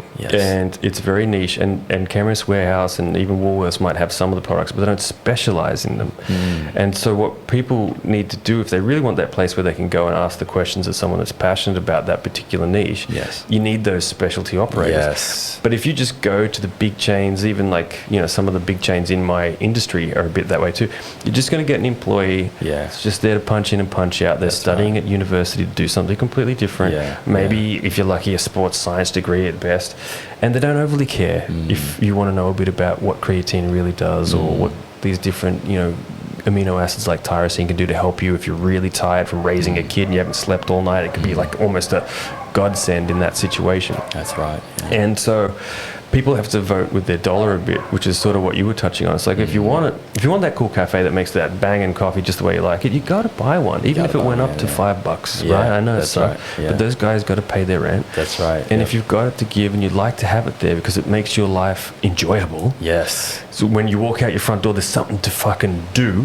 Because we all experience what it's like to have nothing to fucking do when they locked us down like that and locked down those businesses so they couldn't operate. That's right. Then if you don't want a boring world that has no color, then you need to go out and support the color. Or it's all going to be gray, man. Small business, man. That's it. It's going to be all gray. It's going to be concrete gray. The analogy. Yeah. And it'll happen right under our noses, you know? Yeah.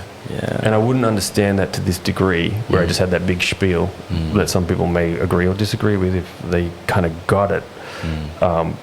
If I didn't run a business, I'm working for New Balance during the week, as you know, and doing a Sunday at the business, and my wife's running the business, and we're still pouring everything we can into keeping it successful. Good. That's why I took the job while we do this. We consolidated we had 2 stores, back to 1. She runs it. I pull a wage, and we're just in the pocket, man. We're certainly not getting rich anytime soon or whatever, or in a place where we could expand, because it's not even about getting rich half the time. It's just it's about having it grow as an organism so you can support more people, including yourself. And, you know, I mean, nothing would give me more joy than being in a position where it was growing and I could have people that I provided for that worked for us, that could buy a house with the wage we're paying them, in cars, and raise family, right? Yeah. And instead of just only being able to have a few casuals and whatnot, you know, there's always an element of that to retail because it's part of how you run the business, obviously, to keep it profitable. But the management level, I would love to be able to create that level and then maybe beyond. But doing that anytime soon will be quite hard, you know. But if you can weather the tough times, then in the boom times you can catch that wave because you're already there paddling in front of it, right? Whereas some people, the wave's already sort of going and they try to catch up, of course, and open a business similar because the industry's popping again, but you're already right in position. That's the theory of, and the universe always works in seasons. But to hold steady in those hard times. Oh my God, it's a difference maker. They don't make it any easier. Nah. You know? And it's that 5-year, you know, bamboo you know, analogy that we were talking about in the beginning. You know, it's an underground time for us. That, you know? We're definitely in a bamboo phase. It's a good time for you to bring that back in because you need these things to reassure you when you're going through it. It's like, okay, we're laying roots now. That's it, yeah. And that's why I stepped it up and wanted to start doing some of this stuff. I've got really cool, interesting friends like you and Byron, Karam. There's more I'm not even thinking of right now. Michael Nuggan, if he happens to watch, he probably doesn't because it might be boring for him. I don't know, but he's got... he's in Leichhardt with a business that does, you know, like the float tanks, the cryo, that's awesome, man. The infrared beds, the saunas. Now, some of those things he's shutting down. He's focusing a lot on hyperbaric chambers now. And that shit is wild with the benefits it can give. But, you know, so shouts out to all those guys. Ray Bishop with the best pizza in North. He's over in Lane Cove, I believe. North Ryde, maybe. Fucking Pizza Mezzavia, something like that. It'll pop up now in the video if anyone's actually watched this far. They go get a fucking pizza from there, you know. And as far as I know, these guys are all doing like well.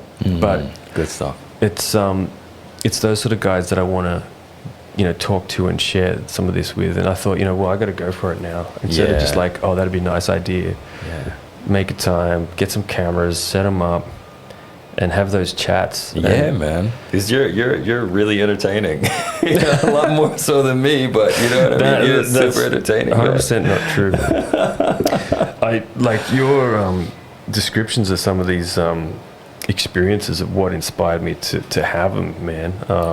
And they still do. I mean, you're the first person I call with like, hey, some weird shit happened, man. Tell me. Is it? What are the details? You know, and even when we tried to sort of consult you to help people that I thought needed help with some wild shit too, you know, it was all with good intentions, but I guess that's the thing you learn as you go down the rabbit hole. Not everyone, you know, has those good intentions either, which is complicated. So I guess the fact that I know some of these good people, I just want to, this is just a great way to connect with that in some way that's maybe a little bit artistic. Absolutely. It's hard to have an artistic outlet right now, right? Like you're a musician. I was big into music too. It's, I don't want to say it's gloomy, but it's just like, okay, the chances of us with how monopolized things get, chance of us having our art pay our bills is hard. Oh my God, it is. I mean, but the thing is that with the dynamic of, you know, the online, you know, universe now being so popular, you know, we can, you know, we have a much broader scope that we're able to target. Backyard, you could do things. You could target, you know, Japan just online, you know, or somewhere, you know, specifically with your music or your art or anything like that. Where it might pop off. It's kind of like a, you know, a blessing. And, everything comes in both ways, right? And you can look at it all here. And the things that used to work don't, but then it's like, wait a minute, I can put this out to the whole world. Now, whether they'll stumble on this little podcast or not, we don't know, right? That's right, but 100 people could watch it that we've never met and be like, wow, that I got something out of that. And that's... You couldn't do that a while ago. You could go on the street with a megaphone like those, you know, there's some motherfuckers that still do, like just usually about some weird rhetoric about the Jesuits or something. But that would be the only other way we could have done this in the past, just to have a chat live with megaphones in the middle of town square somewhere.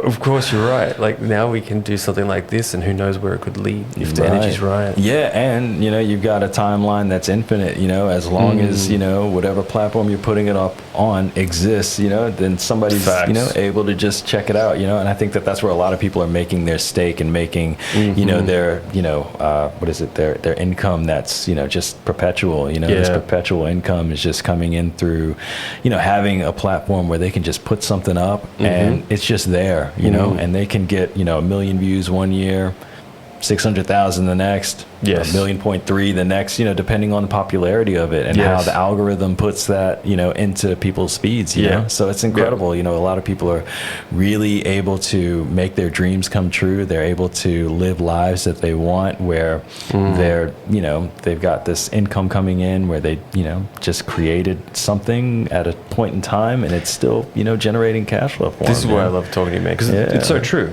Yeah. And you could get into the negative, but it's absolutely like just as many possibilities and positives that are opening up at the same rate. It's just you got to get on the right frequency with it and express yourself with these tools that we now have and identify them. Yes, absolutely. Every now and then in life, you really get on song with that stuff, hey, and then you can fall off, and it's like, no, you're absolutely right. Well, I think now's a good time to finish off with the whole purpose of us having this chat, which is you were going to tell us about completely, we'll say sober, I guess that's the right word to use in a way. And not that I see these things like ayahuasca as not being sober, but you're certainly on the influence of something at the time.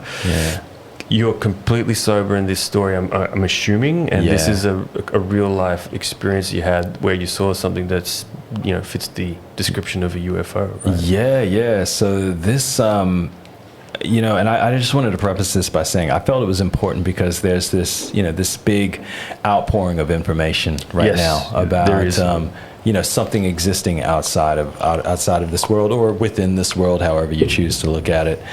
And, this happened, this experience happened back in, I think it was 1996. And, at this time I was living in Atlanta, but I decided to move to West Palm Beach. And so at this time, I was, I had always wanted to live in West Palm. I went there as a child before, like visiting Disney World or something like that. And I was just enchanted by the place. And I was just like, I saw this is the first time that I saw like little geckos running around. And I was just like, wow, this place is so cool. This is in LA? Or no, this is in West Palm Beach, Florida. Oh, Florida. Right. Where like alligators and shit are. Exactly. And so I was just like, I always wanted to live there. And so I decided around 96 that I was going to go live there and that I was going to go try it out and see what it was. And so my mom and my sister came down and they were like, we're going to help out with, the move and everything like that. And just make sure you get settled. At this time? Oh man. Like 19 or something? Yeah. It was around, like 19, 19, maybe 20, 20 at this time. Got it.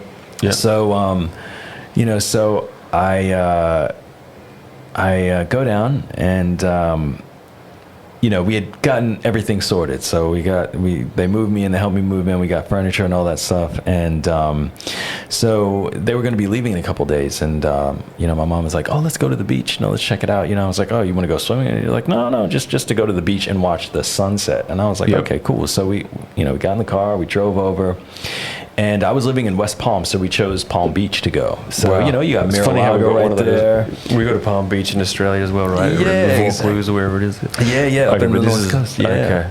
Mm-hmm. And one question, Florida, it's quite tropical, right? And you got all the wildlife. Is it near South America or something? Like, the geography of America is like hard for the average Aussie to fully understand. Like, it must be down in the tropics more, or bordering where some part of the world is more tropical, right? Yeah, it is close to the equator. It's close to the Bermuda Triangle. It's actually one of the points. So that was kind of like why I was just like, it was interesting that this happened there.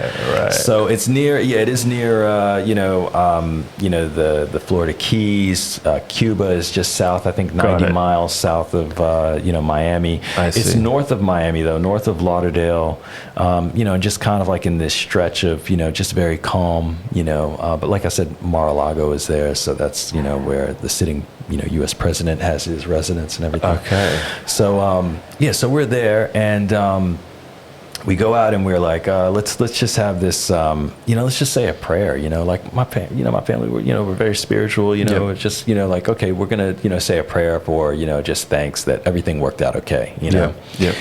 And, we're sitting on the beach, and interestingly enough, in kind of a triangle kind of formation. So my sister and I were sitting facing south, and my mom was facing north, and, we're just facing south. And, we're saying this prayer and everything like that. And then there was a, point after that where we were just sitting in silence, and we were just, just kind of just taking it in and just enjoying the view, you know, and just enjoying each other's company. And off in the distance, I saw this light. My sister saw it as well. We didn't know it at this time, but, we're both noticing this light. And this light was like, and it's still daylight, it's kind of, getting to dusk. And, this light is coming up, it's coming from the south going north. And my sister and I, we both noticed it. And, as it started to get closer, of course, when you see something like that, you're looking like, oh, is that a plane or a helicopter, something like that, something there, and you're listening for the sound that kind of corresponds with what you believe it is. Yes. Yep. And there was nothing at that time. So this light was, kind of like flashing down, and we could see that the light was kind of flashing down because it's getting a little bit darker now. And before long, like, we noticed it was getting closer, and I was like, what the heck is that? And my sister's like, I know, I just noticed that too. Like, it's not, what is that? It's not making any sound, because at this time we should be hearing something, but we didn't hear anything. There was no sound, there was no noise. And about 5 minutes later, we're all standing, because this light was now about, I don't know what it would be in meters, but it was about 30 feet above us. Yep. And this light was now shining down on us. Okay. That's not that far above, right? Yeah. 30 feet is yeah. And you would hear a helicopter propeller, by this time we knew it wasn't a plane, because it was just staying, it was there in the sky, and it was flashing this light on us. And I'm completely taken in by it, and I'm looking at it with, all of the just in the moment, kind of, just attention that I could give this thing, because I'm looking at it to try and see what it is. And the most amazing thing about what we were looking at was that, and this is how I remember it. It's funny because all three of us remember it differently. Okay. Wow. But from what I remember, I saw a cloud formation. So there was a cloaking device over whatever it was beneath, inside of this cloud. Got it. And there was a big cloud. And I remember looking at it and making out like these pixelations of this cloud just kind of recreating itself. But I could see that it was digital. And this is before digital, like this is 96. So I mean, we didn't have digital televisions. There was no 4K. There was no Walkmans with fucking, there was no maybe 1080 CD at best. Yeah, CD, exactly. And I was just like, what is this? What am I looking at? And I could see this light, and I remember looking at the light because I think we had halogens at this time, but I noticed that it wasn't like a halogen light. It looked like something that was softer. It looked like it was something that was, a light of its day, like it would be just a regular, I don't know what, kind of lights those are, but just like a regular, I don't know, not fuse light, but, just a regular light bulb, that's the kind of light that was shining down, and it was right on us, and I was about to walk towards it, and my mom is like, no, she probably doesn't appreciate me telling the story, because we were all like, don't tell anybody about this, but I was just like, no, I've told so many people this story because it was the most amazing thing. Yeah. So I was about to walk towards it, and she's like, don't, and I stopped, in my tracks, but I wanted to walk underneath it just to see what it was, but I stopped. And about 2 minutes after, not 2 minutes, maybe, 15 seconds after I was about to walk towards it, the light turned off, and it just started moving over the buildings towards the city of West Palm as this cloud formation. Yeah.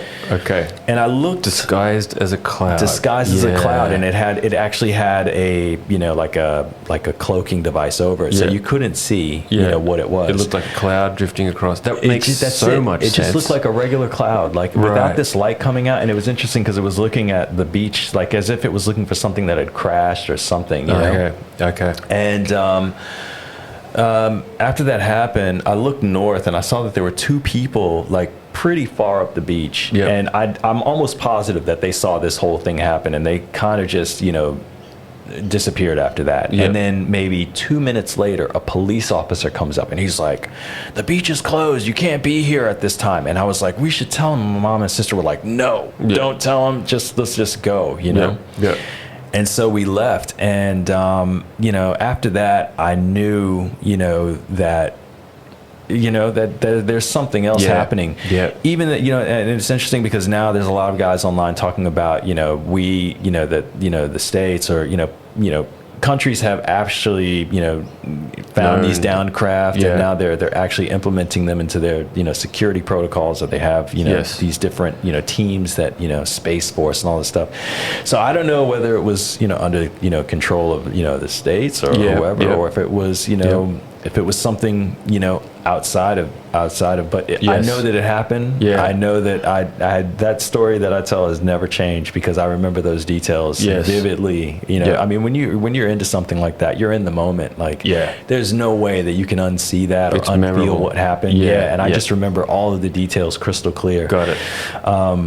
Could you make out like a saucer in it, or like the shape of the actual craft outside of the cloak, like within the cloak, I suppose? I couldn't, but there's one important detail that I left out. There was a sound. It moved really quietly. Yeah. But when it was like 30 feet above us with the light on us, it sounded like a Tesla coil. It sounded like this spark of zapping sound. I could hear that clearly, and I didn't know what a Tesla coil was at that time. But when I saw videos of one later, I was like, that's exactly what it sounded like. Right.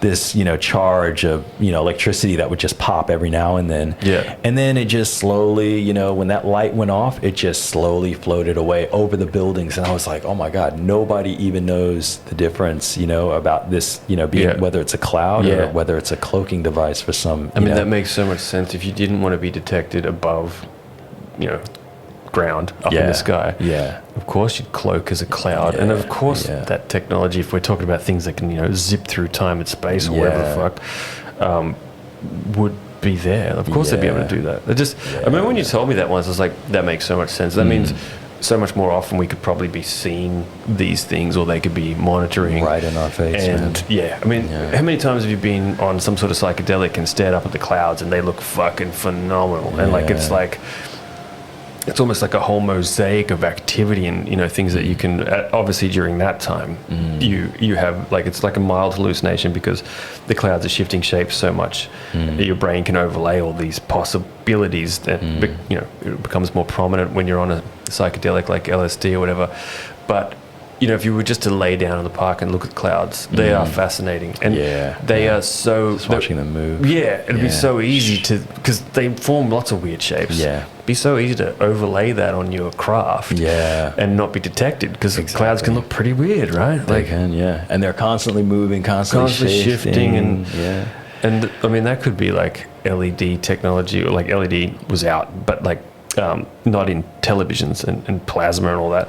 That could have been some of that technology being used before we even had it, or that could be where it came from originally, from some downed craft, or it could be that the military was using it back then to cloak their more advanced shit for reasons unknown. But either way, it's like, that sounds very vivid, dude. And for me, that just clicks as like, well, there's something in that. Absolutely. I'm sure if we Google around, there'll be other experiences where people have had similar things where they feel like a cloud cloaking device was involved. I haven't Googled that yet, but I bet you there was a Jordan Peele movie where where he did that, and there was an alien craft and it was hiding inside of a cloud. And when I saw that, I was like, oh my God, okay, so this isn't a thing. This is like, this is known, this is a known anomaly, where these devices, these ships are hiding in clouds, or they're using these as cloaking devices and stuff. Who's Jordan Peele? Is this he's from Key and Peele, the comedian. He did Get Out, and a few other films, but the one that he did about, I forgot the name of it,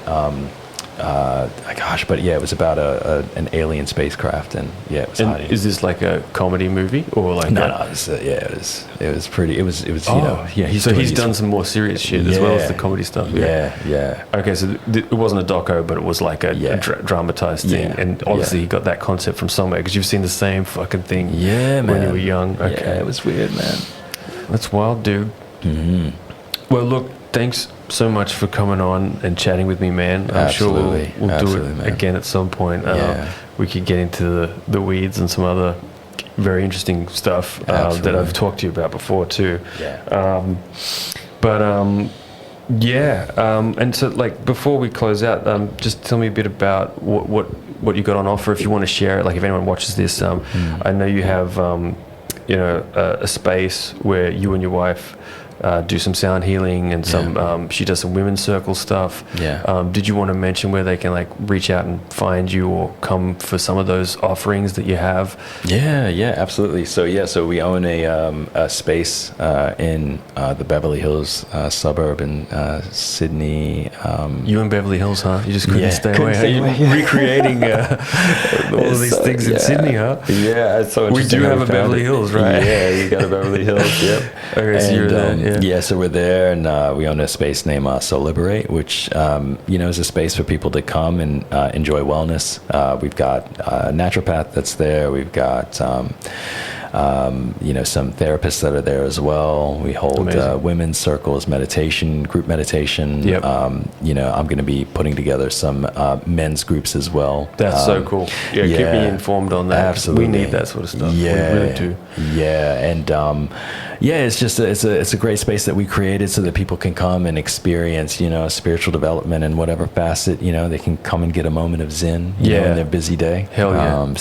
So we are looking at expanding on that in the future, but for now just being there and offering spaces to the local community, the community here in Sydney, we're just we want that to be a base for us so that we can continue offering that and inviting people in. So feel free.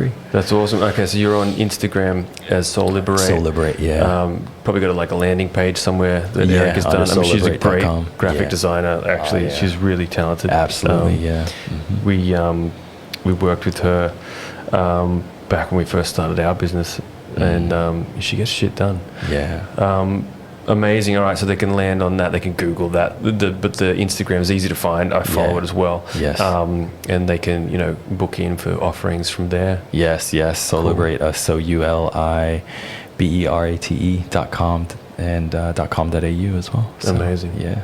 Well, thanks for sharing that, man. Oh, thanks, man. I appreciate coming on. Thank you, Lloyd. Dude, I hope we can do it again. Absolutely. I hope people see this. I think this is a fucking sick episode. Yeah, man. Me too, man. I really do. But all right, cool. Well, we'll speak again soon, man. Sounds good. Peace and love. And peace and love in return, brother. Right Take on. care. All right. Cheers.